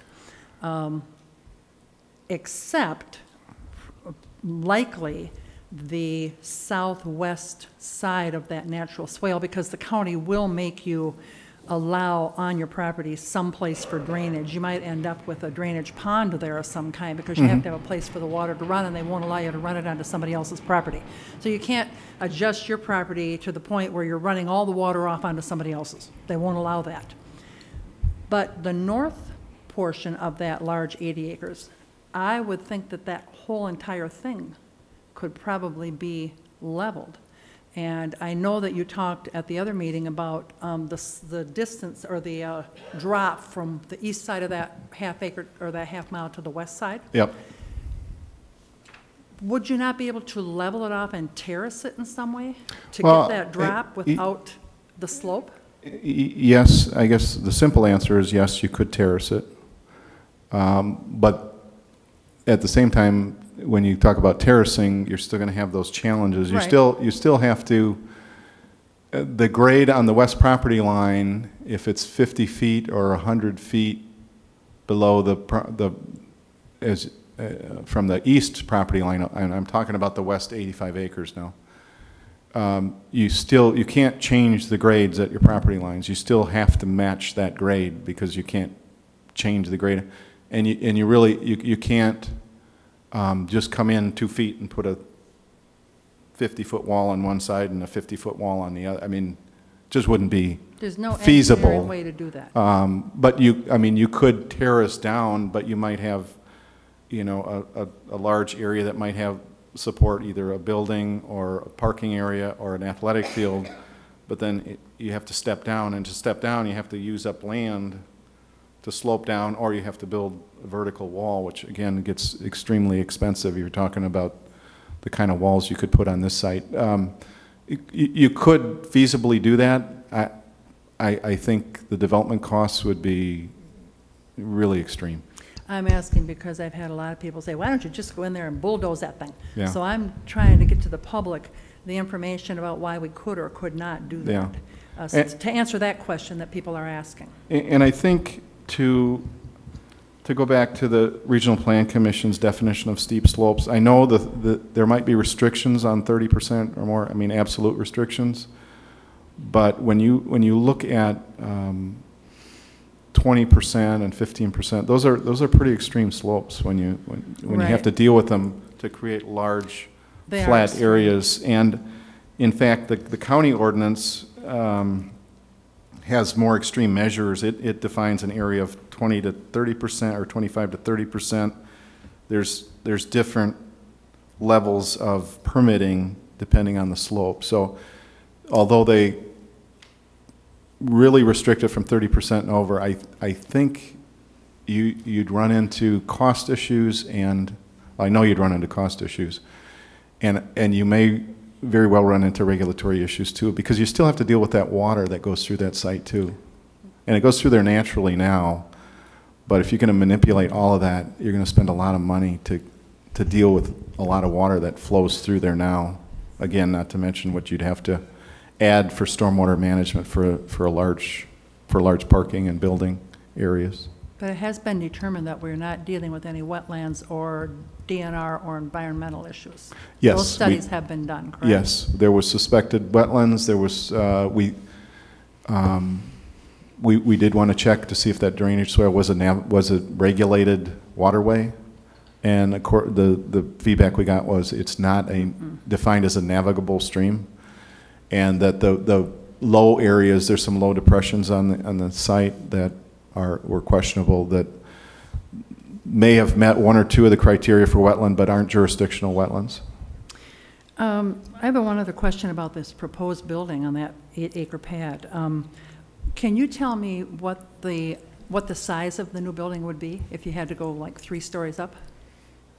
The square footage? How many square feet would you be getting? I want to say the concepts we looked at for the building were in the range of 200,000 up to 400,000, 350,000. Nothing more distinct than that? Was it 313? And then there was, I guess there were some variables in there, whether auditorium, pool, I mean, well, without the extreme, auditorium, yeah, at the extreme because I think case, what you have on your plan does not include an auditorium, correct? Well, the plan basically just defined a building zone because we don't know what the building would be yet. Okay. Did you say 313,000 square feet? Was it 330?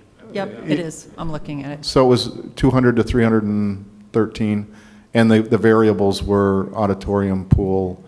So I think, and I'm not suggesting you'd have to have those in the school, but this site might tell you you're going to be restricted to not having some of those things, or they're going to be much more, they'd be really difficult to add later. Some of those large components would be really difficult to add later. One other question.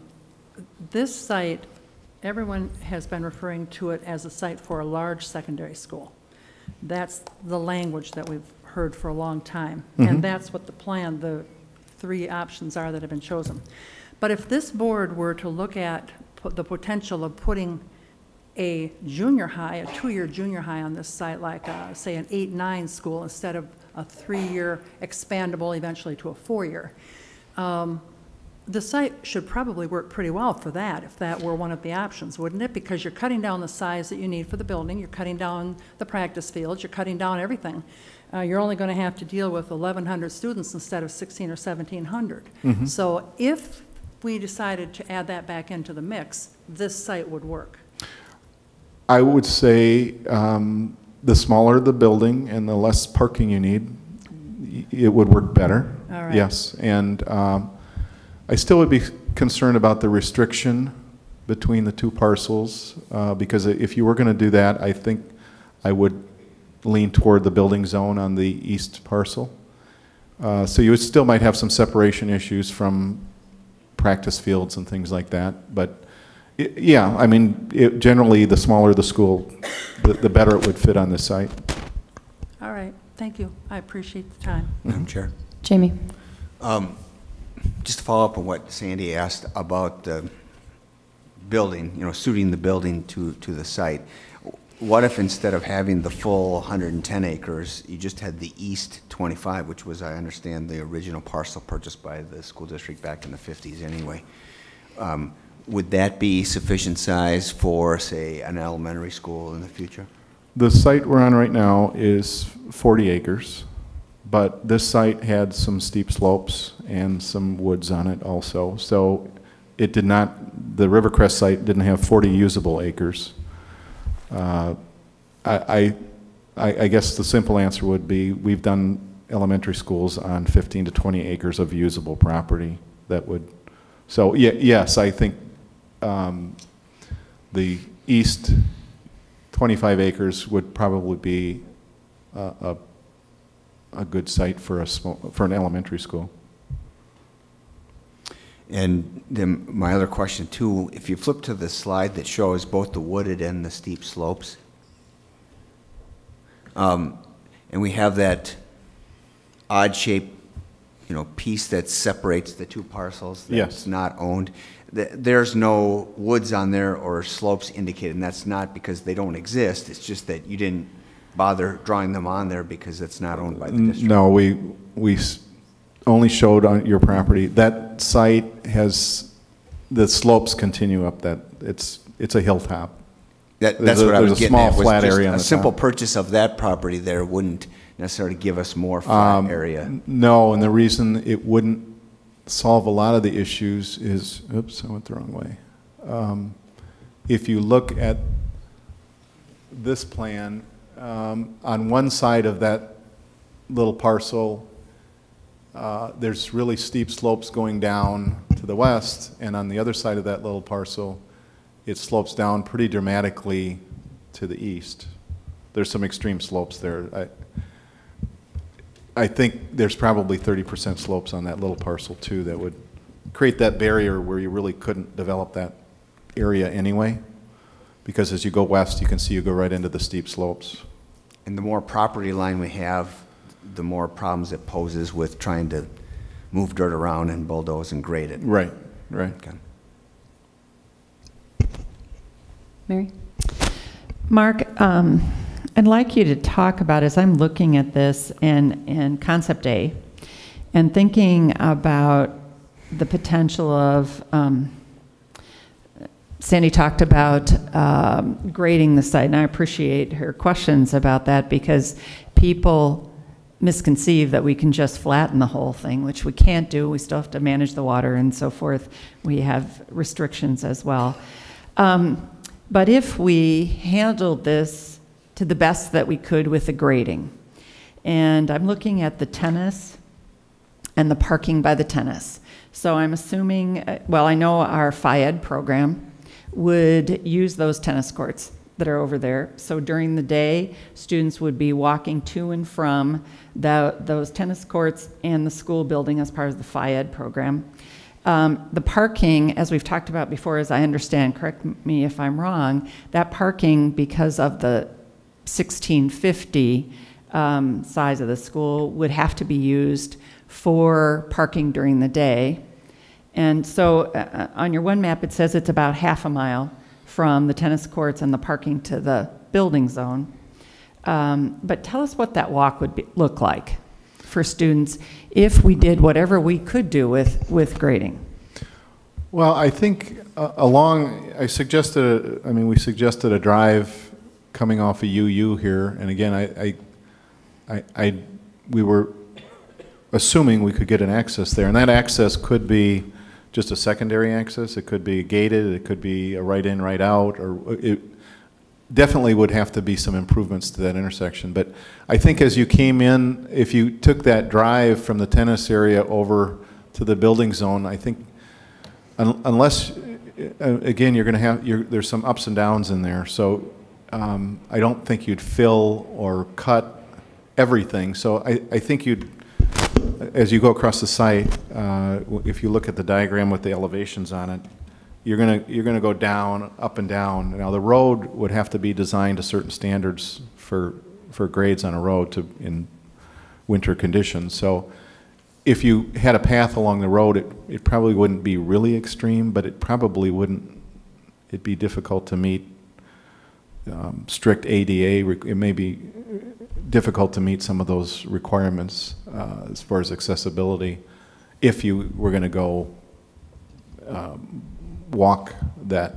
So, I mean, you could go up and down quite a bit. So 10 and 20 foot ups and downs through there to get to, and the building zone, based on an average elevation in that area versus the area that's shown as tennis, I think there's about a 40 to 50 foot difference in elevation between those two areas. So somehow you're going to have to go up and down to get from one elevation to another. Yes. So 40 feet between the tennis and the parking and the building zone.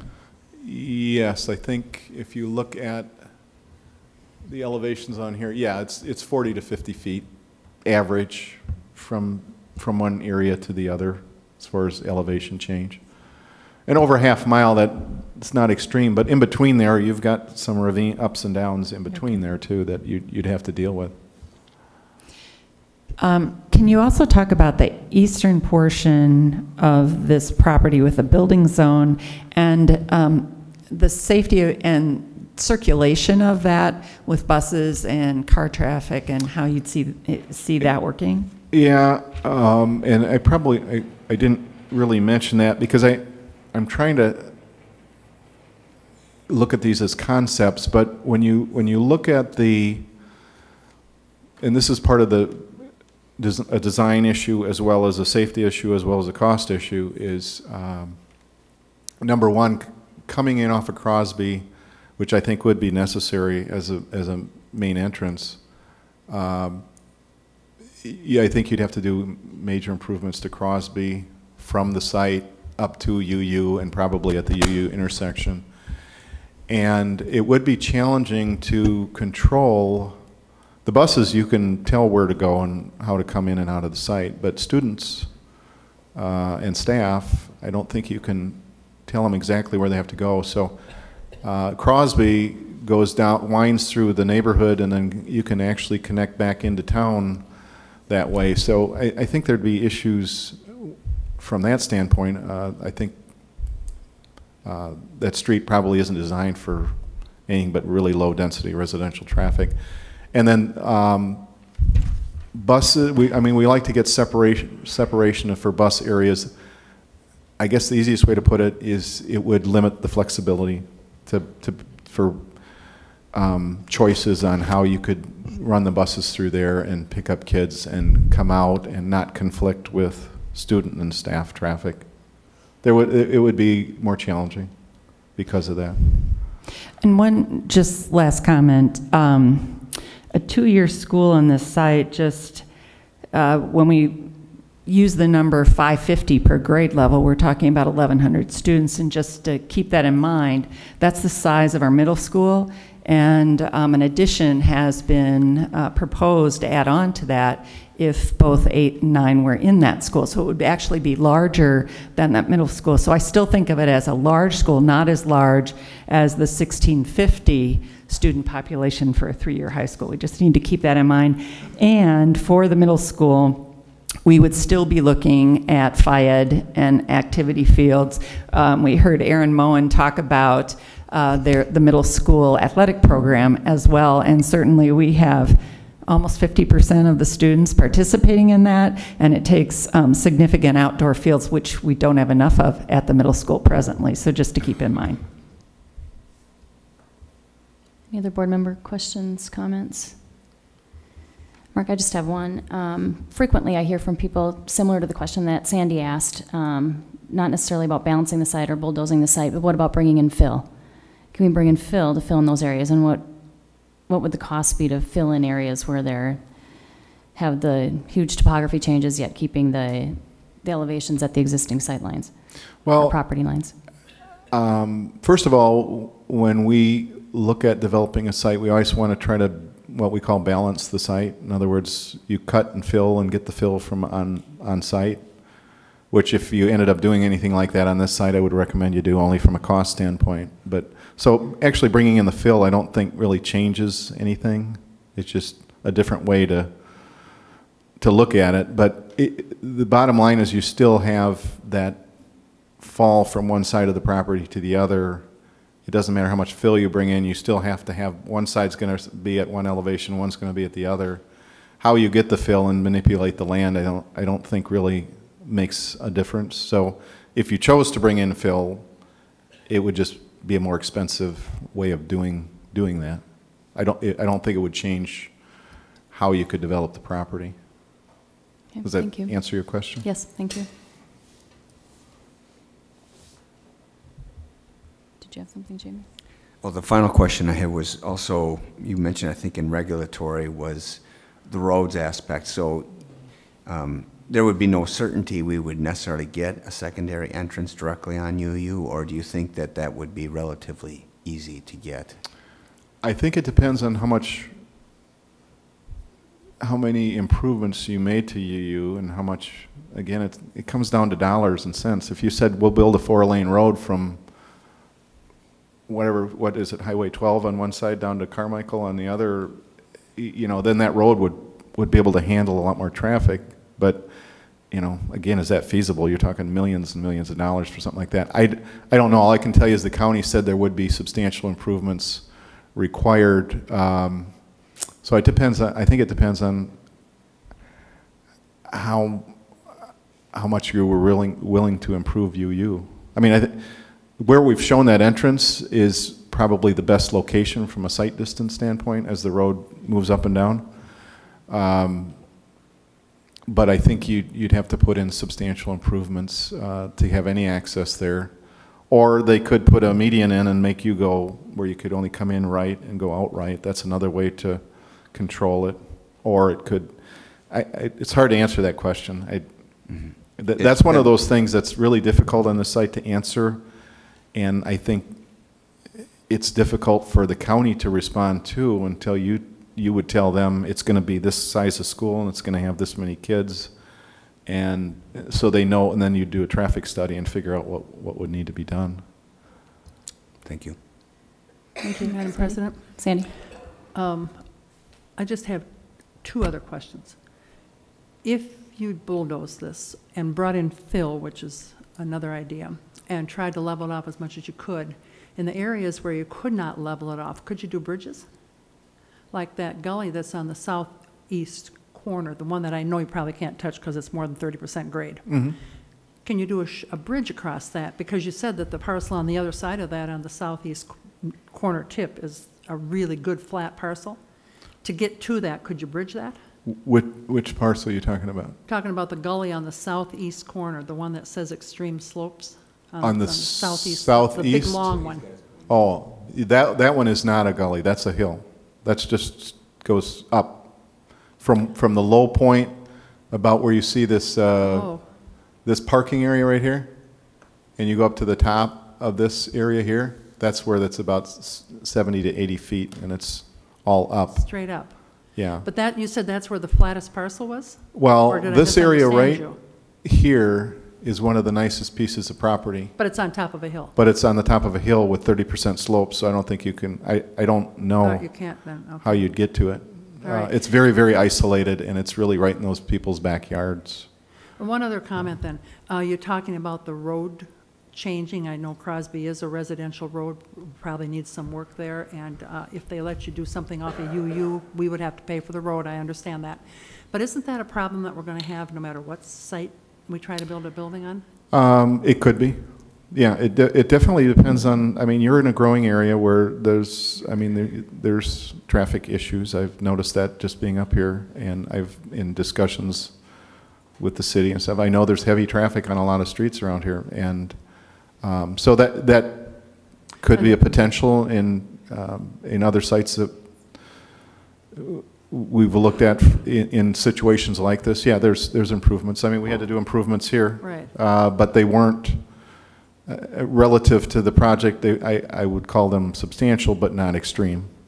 And the school districts almost always have to pay for those, don't they? When they Yeah, want to in the build good old they- days, they- and I the can say community good old isn't- days now because I've been doing this for over 30 years, but it was really nice when we'd work on public projects like this, and the city would just say, oh, we'll build a new street, or we'll put the utilities in, and it was They just, don't do but that. it just doesn't happen anymore. You get All right. treated like a private developer now, usually. I just wanted to clarify that no matter where we put a building, we're probably going to have to do substantial road work. The potential is there. Yes, It thank depends you. on, yeah. Board members, any other questions, comments for Mark? Okay. Thank you. Clearly, we have some challenges as we move forward in our consideration of the site later in the agenda. Okay. Thanks. Thank you.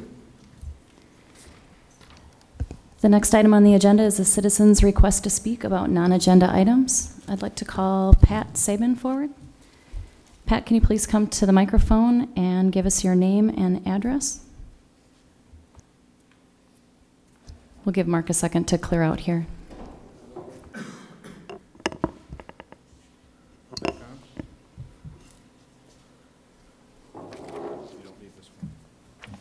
Thanks, Mark.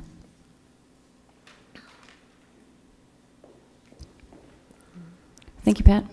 Pat Sabin, 773 Garrity Lane, Hudson, Wisconsin. Thank you for the opportunity to speak to you again tonight. I'm talking on Common Core tonight.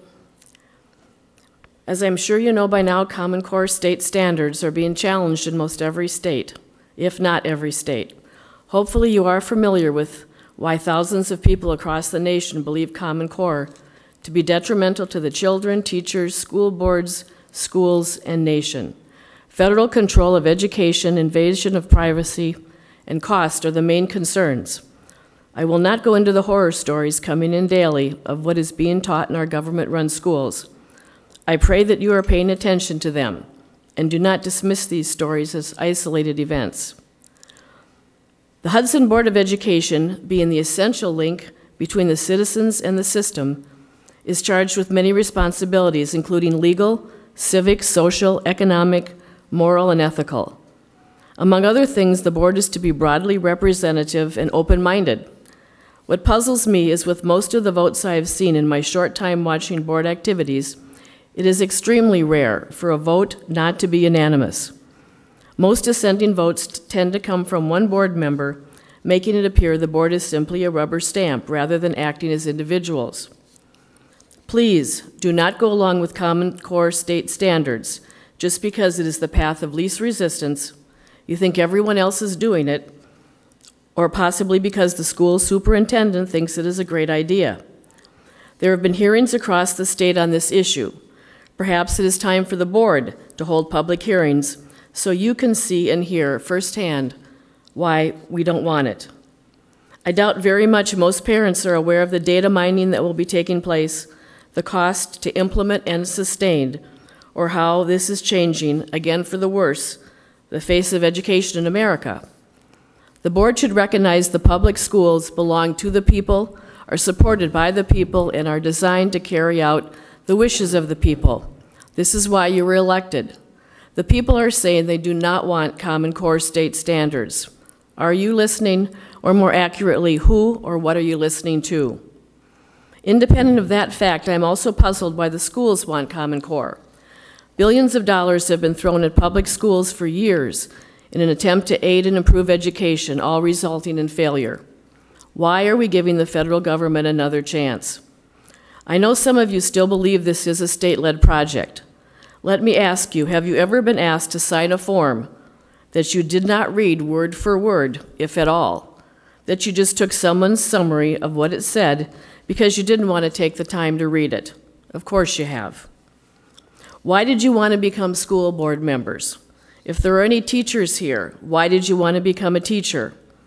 Please do some soul searching, because if Common Core continues to be implemented, your thoughts, your talents, your creativity will take a backseat to education controlled by the federal government. As a board member, you will be able to vote on everything except what is most crucial, what the children are learning. Your children, your grandchildren. Reports are coming in that teachers are being turned into robots, being told to teach to the test, being told to teach word for word. You are being deceived if you think you will not be under control of the federal government or if you think it will be business as usual. Most would agree that local control is always best. You are the local control, but not if Common Core is implemented. As to curriculum, you will no longer represent the students and parents and citizens in the Hudson School District as you have for years. You will be accountable only to Washington, D.C. To make matters worse, the United Nations influenced International Baccalaureate Organization is also involved in Common Core. You could be accountable to someone in another country. I know at least a few of you are God-fearing men and women, and I would ask you to prayerfully consider the Hudson School District's plan for implementing the Common Core state standards. If you agree with them, please know in your heart why that is. If you believe they are wrong for the district, I pray that God will give you the wisdom and courage to step up and fight it without concern of what others may say. Tell yourself and others, not on my watch. It won't be easy, but you will soon find out you are not alone. Do you really believe that something that is causing so much outrage and backlash is what you want for the Hudson School District? Those of us opposing Common Core will not go away. A bad idea is always a bad idea. Thank you. Thank you, Pat.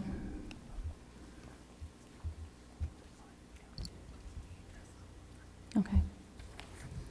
Next will be Max. Madam President?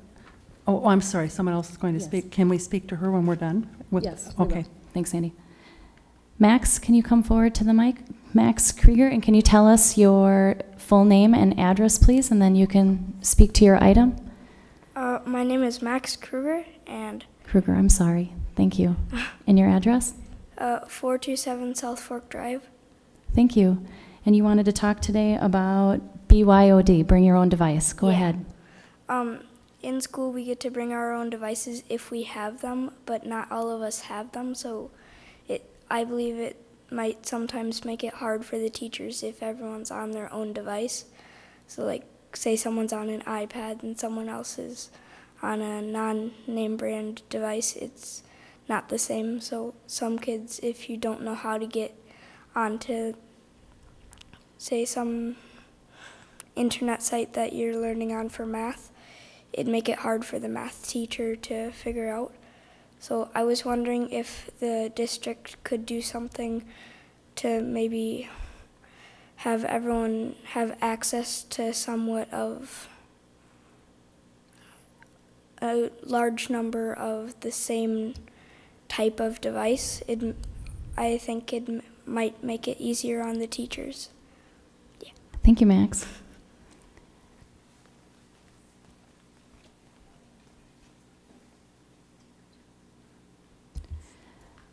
Why don't we start with a response to Max, because it's 9 o'clock at night and he's an 11-year-old. I hope Pat's okay with that. Administrator's response. Thanks. Well, first of all, Max, thank you so much. That was excellent to see one of our students brave enough to step up and address the board, so kudos to you. And in response, you are exactly accurate that we need to, as a district, respond and make sure that we continue to improve access for all students. And we are working on plans right now to do that. So thank you very much. I just want to give Max a round of applause for coming up here.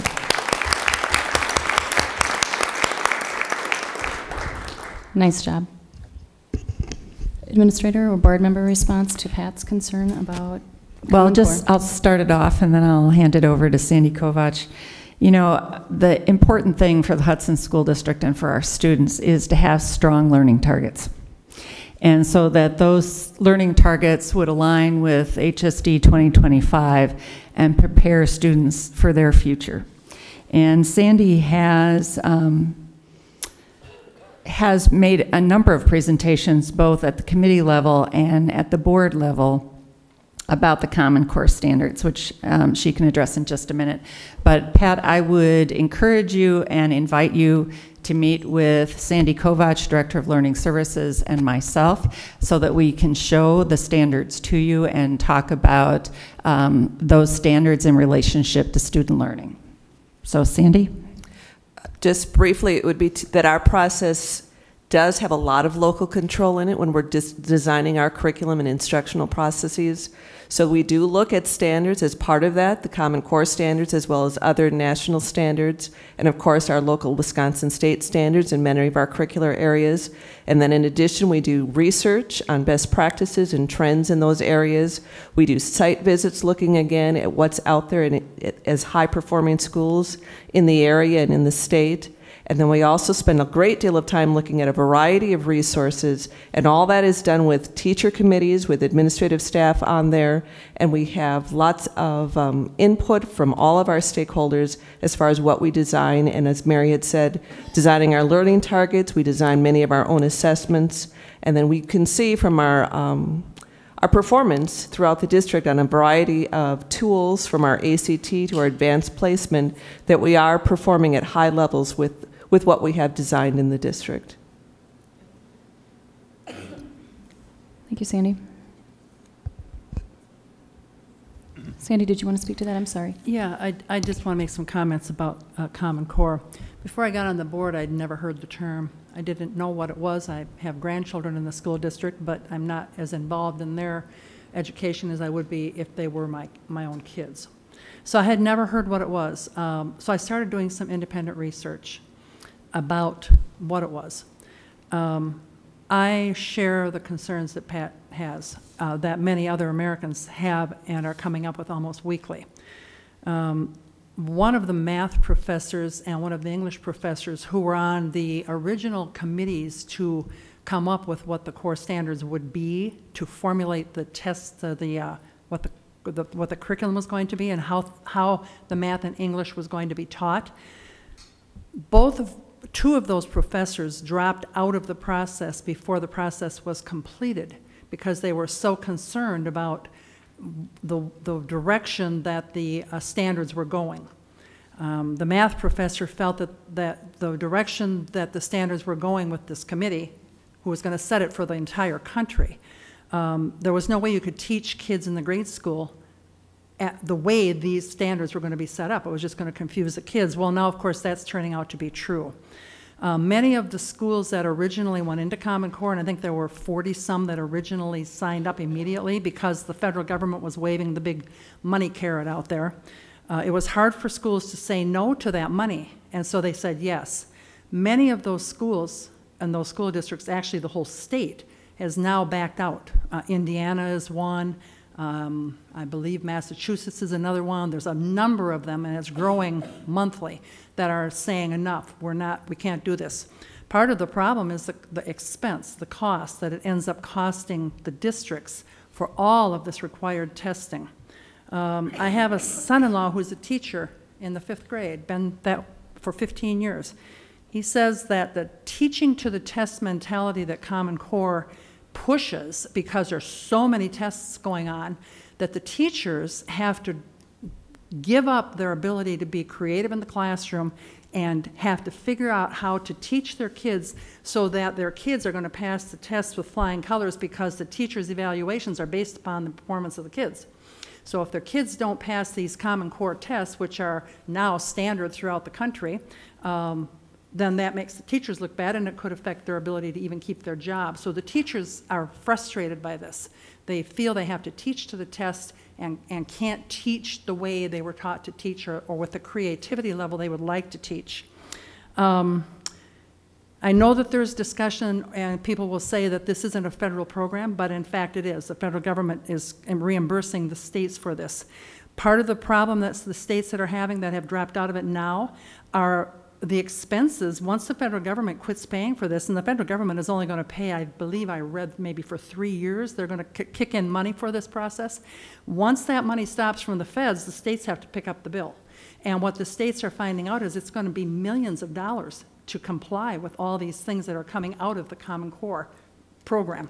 So I have got great concerns about it, but I know that before I was on this board, the board voted to go with these standards, and I think the only way to get this district to look at doing anything else, I think that the mindset is now so Common Core that to get this board and the district to do anything else, you're just going to have to keep bringing forward the information, bringing it forward, letting the board and the administration know that there's some major problems with this system.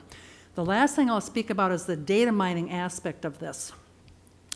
Over 400 points of data mining will be collected as Common Core goes forward and gets fully enacted in the next couple of years.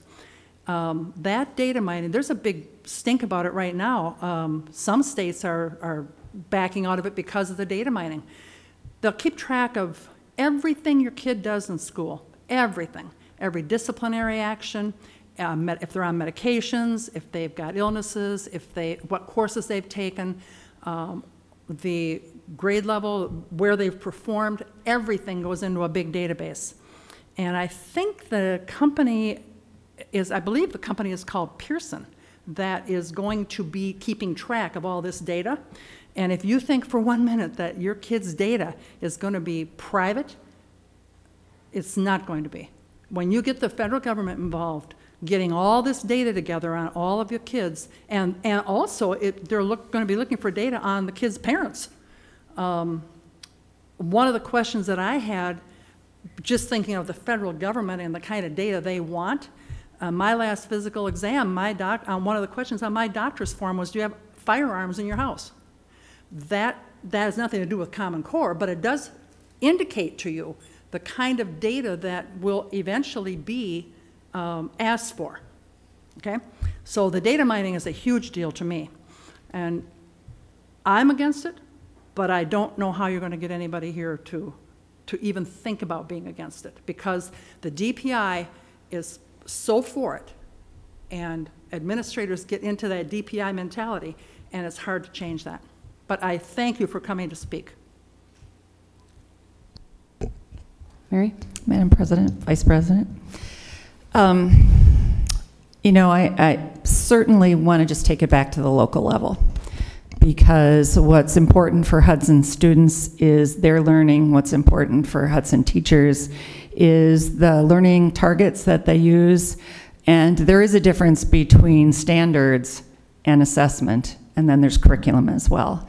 So certainly we would not want any process that took creativity away from teachers. That's the part of their craft as they work with a student and make decisions about that student. And again, at the local level, and I can't really address any place else, but in Hudson, we've had standardized tests for many, many years. And I can tell you with certainty, we don't teach to those tests.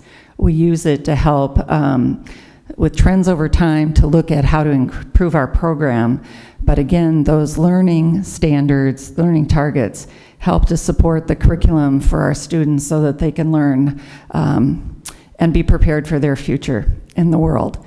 And we have to look at it, what does it mean for Hudson and what does it mean for Hudson students? Thank you. Any other board member comment? Okay, moving on. Next item on the agenda is closed session. Could a board member please read the language in number 7?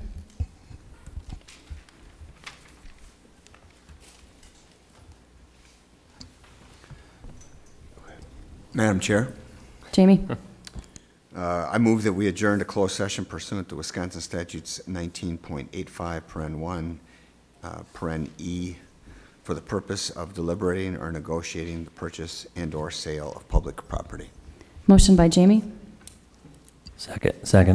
Second by Bruce. We'll have a roll call vote, starting with Jamie. Johnson, aye. Gerke, aye. Robson, aye. Hanson, aye. Motion carries. We are adjourned to closed session. We will reconvene to open session after. Open session. The next topic on the agenda is item 9A, consideration of strategy regarding the county UU property, maintain ownership, or market to sell all or part of the property. Board members, as you recall, as I stated earlier, during the board work session on November 25th, this topic was requested to be placed on the agenda.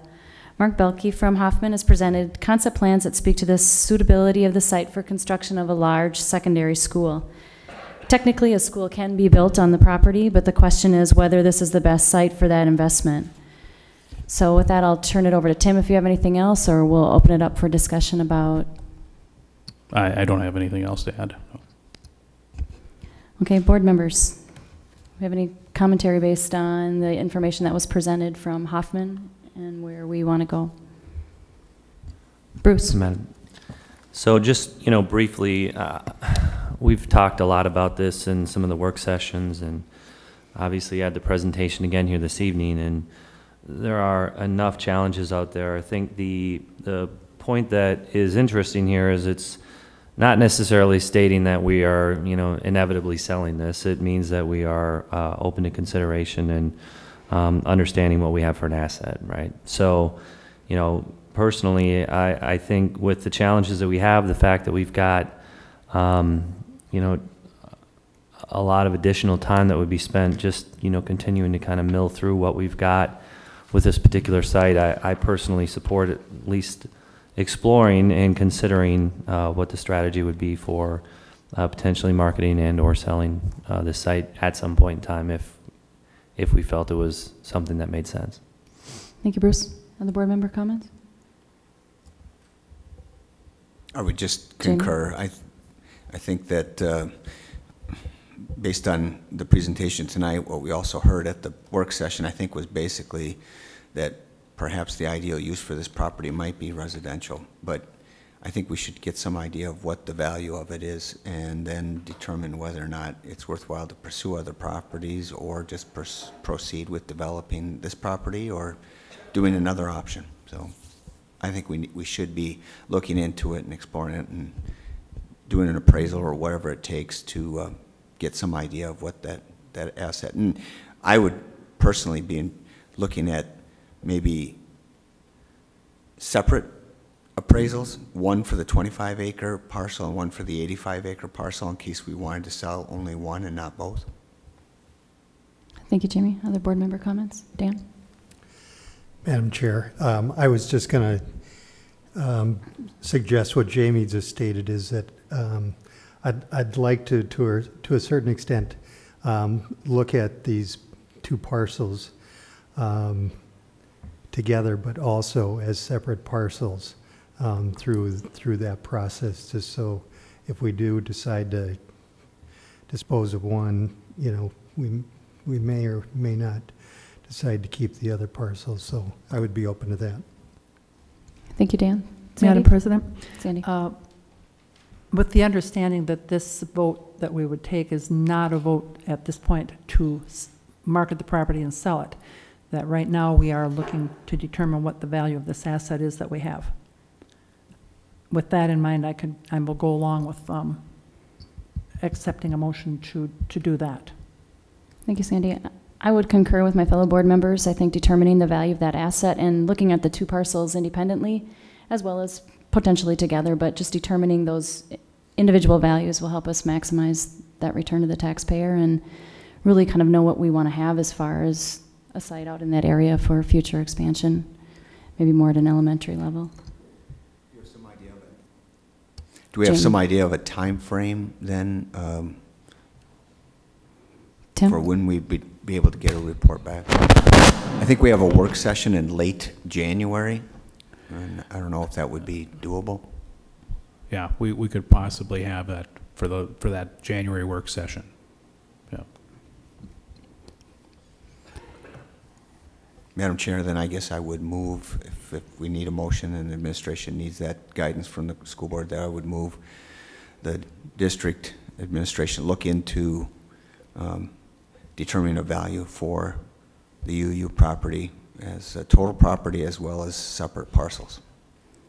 Motion by Jamie. Second. Second by Bruce. Any further discussion? All those in favor say aye. Aye. Aye. Aye. Opposed, same sign. Motion carried. Excuse me. Next on our topics for action is item 9B, consideration to table authorization for the City of Hudson feasibility study for extending utilities to County Road UU. I guess that one is mine as well. You know, prior to receiving the County Road UU site concept plans, the board approved authorization of the city utility feasibility study. Based on the limitations that were presented to us in the site, the board's decision to pursue potentially selling that site or determining its value, I have requested that the authorization be tabled. By tabling the authorization, the board would put the action on hold and would choose to activate it at a later date if conditions change. So that is my recommendation for that item, and it is a topic for action. Board members, I'll open it up for your comments, questions, or a motion. Madam President? Bruce. Just a real quick comment. We talked a little bit about it last time. I just feel like we're going to be spending a lot of money for something that, you know, we've all looked at and agree is really just not a great site for building, regardless of what type of option we were to look at for water. So, I mean, if we're going to spend another $12,000 and even at that point not necessarily know if that's the end all be all for additional dollars that are going to be spent out there, I think it makes sense for us to table it at this point in time unless, you know, something changes and we decide that there's a different alternative we're going to choose out there.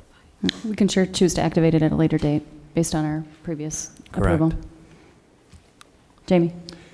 Madam Chair, I was the lone board member who was against tabling this the last time, and I've actually, in reviewing this and with the new information from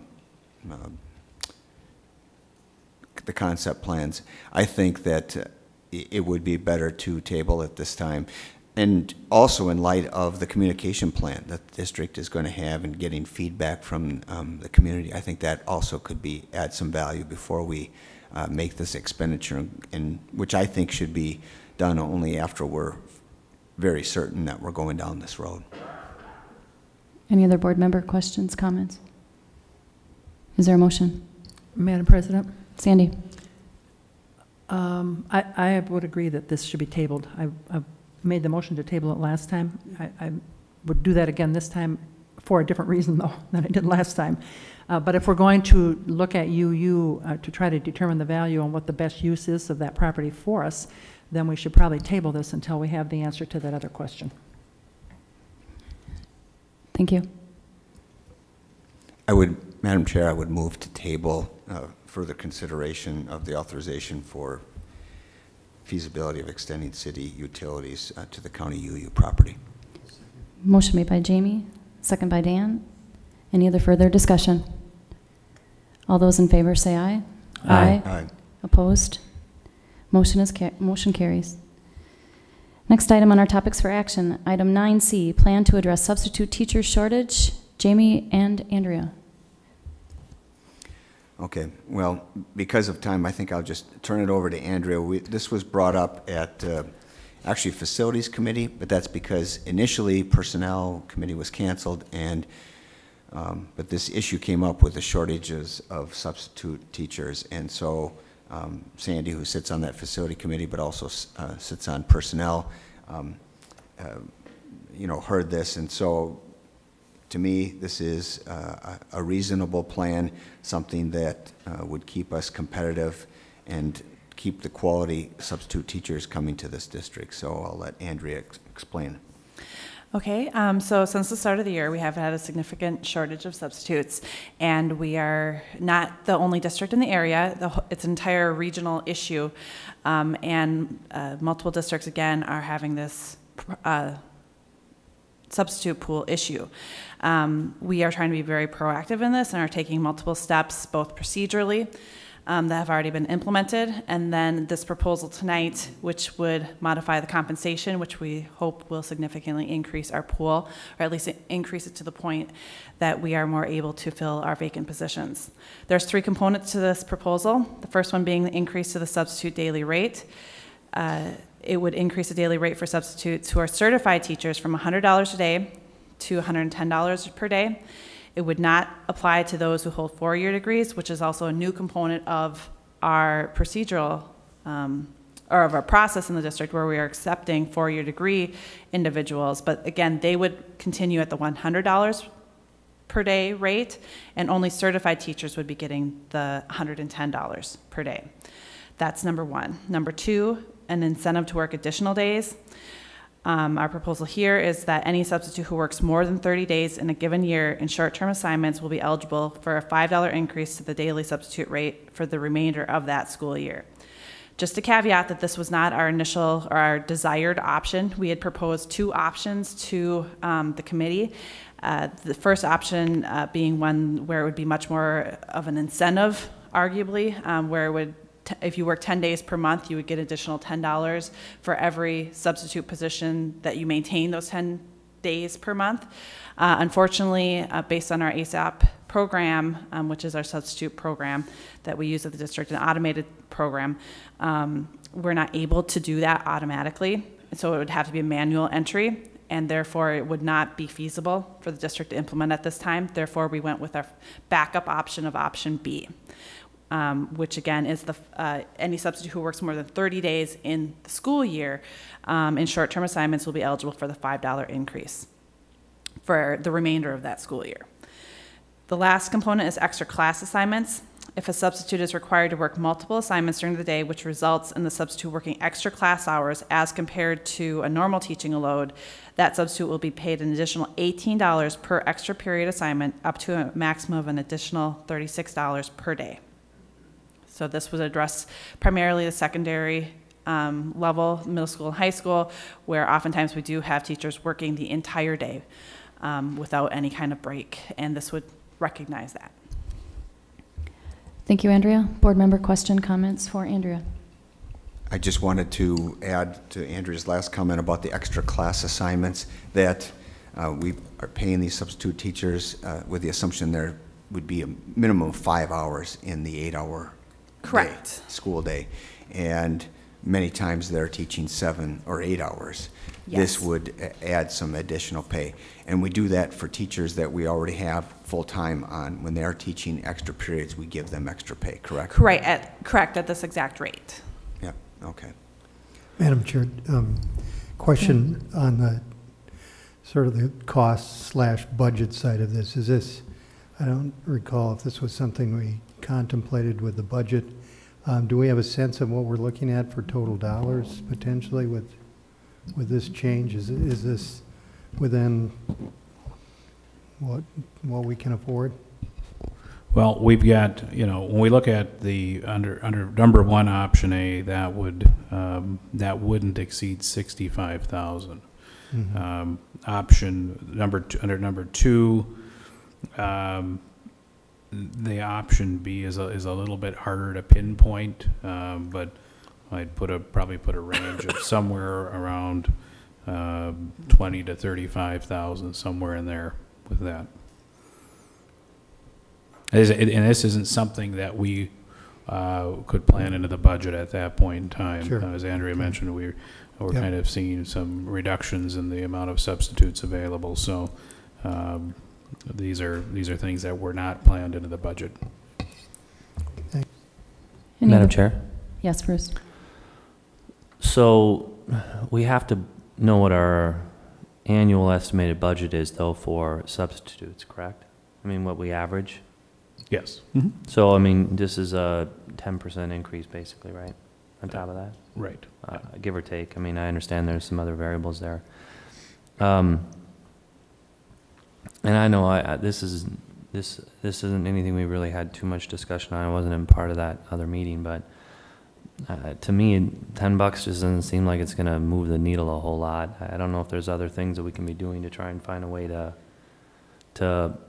attract more people to want to participate.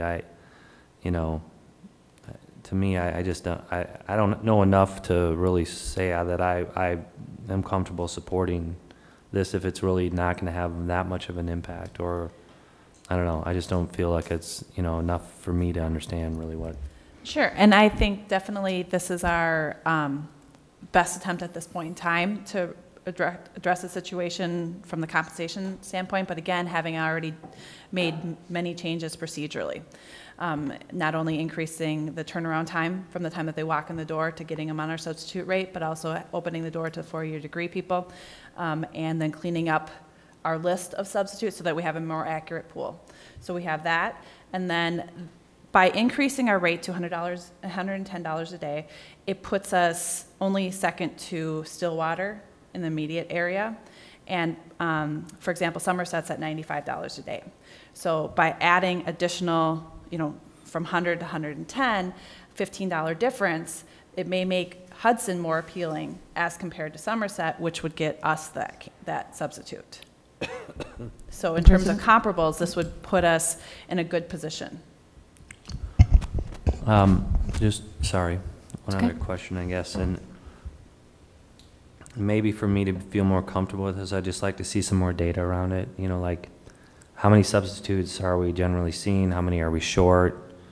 Just a little bit more information I think would help me, again, feel comfortable with that. Because if the market around us is 90 to $100, we're at the top end. Even still at $100, we're still second behind Stillwater, as if I read that correctly earlier. Right. So, again,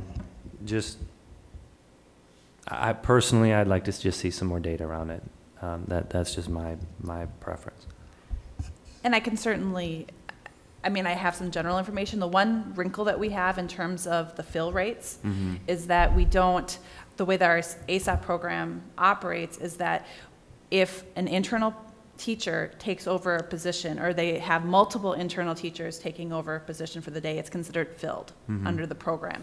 So it's a really misleading number because it suggests that situation, which is certainly not ideal, where they have to give up their preps and have to work those additional periods, that's a fill. And so it's, we are certainly tracking it going forward. Yeah. But we don't have necessarily data from prior years on that. Thank you. Madam President, Bruce, I did raise that at the meeting where we talked about this.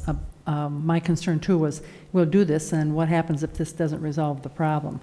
I'm in agreement with doing this. I think we need to pay the subs enough to get them to come here. But I would ask, you mentioned that we will now be only second to Stillwater.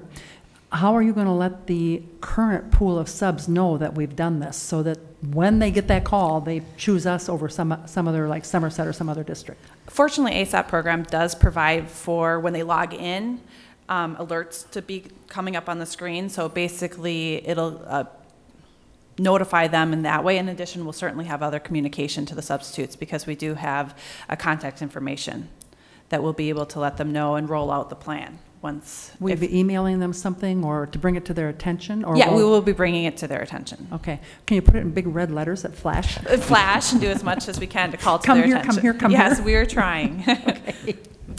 Mary, did you have a comment? Yeah, I just wanted to, I don't know if this helps Bruce at all, but we really want the subs to pick Hudson first when there's a shortage. So we've talked to almost all of our forums, school forums, to have our staff think about how they could be supportive of subs and help them want to come here first.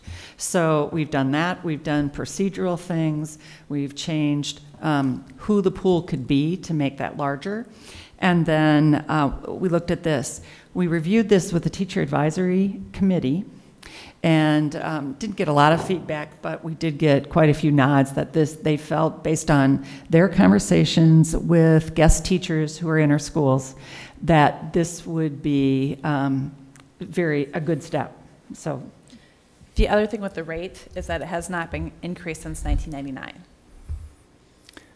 Madam Jamie. Chair, and Bruce, first of all, when I introduced the subject, failed to say that we did have consensus. It wasn't just Sandy and me, but Tom was in there as well, and we asked a lot of these questions you're asking, whether or not we could get by with, trying to increase it less and whatnot. But ultimately, I shared at the committee level an anecdote of a person that I know, a friend of mine, who is a Minnesota sub now because Hudson didn't have this. Because Hudson pays less and doesn't pay for these additional periods. 5 years ago, he took his name off and won't teach in Hudson because we didn't. And he told me that if they'd have done this 5 years ago, he'd still be teaching in Hudson. So this is going to have an impact in keeping good subs here, because you're paying them basically $150 a day if they teach at least 30 days in a school year and do a full day of teaching. Bruce.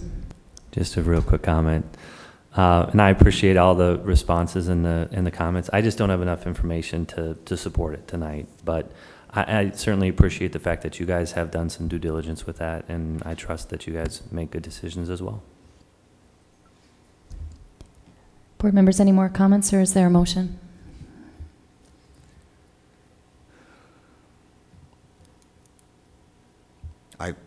I guess I'm making the motions tonight, so I'll just move that we adopt this plan for the additional compensation for substitute teachers in an attempt to recruit more substitutes. Motion by Jamie. Second. Second by Sandy. Any further discussion? All those in favor say aye. Aye. Opposed? Opposed. Motion carries. Thank you. We're moving on to topics for action. Item 9D, 2014-15 new course proposals. Sandy. Thank you. We have a few courses to bring before you this evening. They were reviewed by the Learning and Program Development Committee, so I think they're pretty self-explanatory. We'll go through each one. So Diana, if you'll go to the next slide. The first one is Advanced Placement Human Geography. So we are adding one more advanced placement course to our menu of advanced placements. What's unique about this one is that it is going to be offered at the 10th grade level. The vast majority of our courses are only for 11th and 12th grade students with advanced placement. This one will be at the 10th grade level. Students currently are required to have a semester of global issues in 10th grade, so they'll have a choice. They can take the AP Human Geography for a year long or the semester of global issues. So that should also be a motivator as well. What this does do, though, there's a couple added benefits to the Human Geography edition. One is that there is, the AP themselves has what they refer to as an international diploma.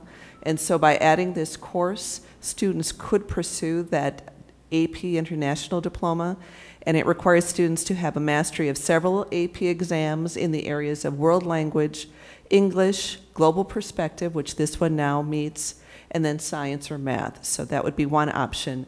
And then we're also looking at, the state has just developed another option. It's called Wisconsin Global Education Achievement Certificate, and that too is for students who have demonstrated a dedication to global education. So again, this one should fit into that as we apply and make efforts to meet those requirements as well. We're looking at perhaps some additional staffing. Obviously, if we have students currently taking a semester course and now we're looking at perhaps 50 of them or 75 of them taking a year-long course, we'll need some additional staffing in social studies in order to make that happen. And we already have a teacher identified, so we're on board to move forward with that one. The next course, Diane, please, is a new strand, a brand new strand of Project Lead the Way. So we have the Project Lead the Way, the engineering, where we've got the 4 courses, and also a 5th that we offer in our strand. This one is the PLTW Computer Science. This will be the first course, Computer Science and Software Engineering, and it is to be the first of a four-year sequence as well.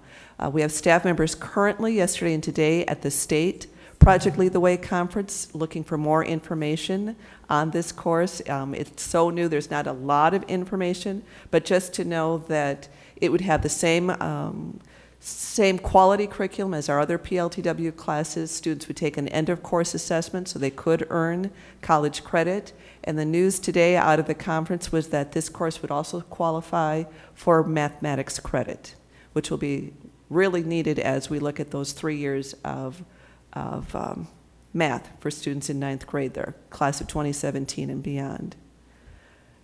The next course is the U-Link that was mentioned by our team at the high school. So this would be an academy specific for those students in either the STEM Plus Academy or the Healthcare Academy. Again, it's a project-based course, a semester every other day, so a .25 class.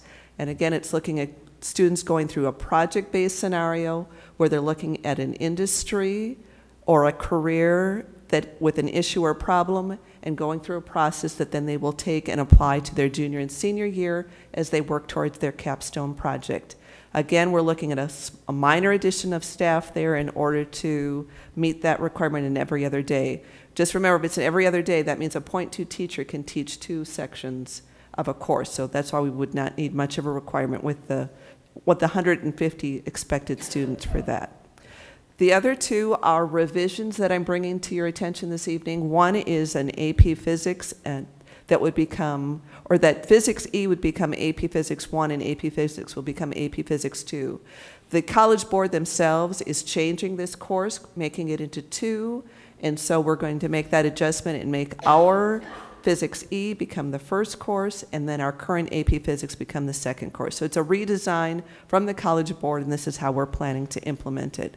And then the second one is a course revision at the middle level. We currently have the PLTW there as well, the engineering and technology. They have just added a new unit, not a course, but a unit called Medical Detectives that obviously from the title you can see how that would help students start to work into that healthcare field a little bit. So they're wanting to go to get trained and then bring that into their current 8th grade elective, the technology course. So I have 2 revisions, 3 courses, and I'll take questions, and then we'll seek approval. So we'll put those then in the handbook so that when it goes to print in January. Board member questions or comments? Mary. Madam Chair. Sandy, the U-Link, yes. For next year, it's 10th grade, but isn't it also 11th grade for the future? Right. Well, the first time I'll offer it would be for 10th grade this fall, and then our intent is that students who, just doesn't work into their 10th grade schedule will also have a summer option in summer of 2015, and then they also could take it their junior year. They would have options to meet that requirement. Yes, thanks, Mary. Board members, any other questions? Bruce? I think it's great. I really do. We spent a lot of time on this discussion topic in the Learning and Program Development Committee. So real excited about the addition of the AP course, having more options, I guess, for 10th graders to have some AP options there. So I think it's exciting and very, very welcome for these additions. Any other board member comments? Sandy? Just the dollars involved. This would be for next school year, correct? And so this would be in the next budget for next year? Right, Tim? Yeah, and some are contingent on going through the budget staffing process. Oh, okay. So the smaller ones, they have to Right. APs are going to bring forward, these others are contingent staffing process. Correct. Okay. So we'll go through the registration process, see how many students sign up for each of those, and then as part of our staffing process as a whole administrative team, we'll put those in the mix and see if we can support them with staffing Okay, dollars. thank you. Mhm. Any other board member questions, comments? I just have a quick one. Sandy, on the Project Lead the Way, computer science and software engineering, maybe you said it, but there is no staffing cost? No, we're expecting that our current computer programming will sunset, and then this will replace it. Okay, thank you. This is the topic for action. Do we have a board member willing to make a motion? Move to approve the 3 new courses and 2 changes to the courses, revisions. Motion by Bruce. Is there a second? Second by Dan. Any further discussion? All those in favor say aye. Aye. Aye. Opposed, same sign. Motion carries. Topics for action. Item 9E, appoint clerk for the spring 2014 school board election. Mary. Madam Chair, with the spring election coming up for school board at this time, I recommend to the board that Tim Erickson serve as deputy clerk as he's done in the past, with support from our executive assistant, Diane Radel. Any other questions for Mary? Is there a motion from one of the board members, please? I move to approve the appointment of Tim Erickson as deputy clerk for the spring 2014 school board election. Second. Motion by Jamie, second by Sandy. Any further discussion? All those in favor say aye. Aye. Opposed, same sign. Motion carries. Next item is the consent items, and I believe Board Member Gerke would like to make a motion. Excuse me.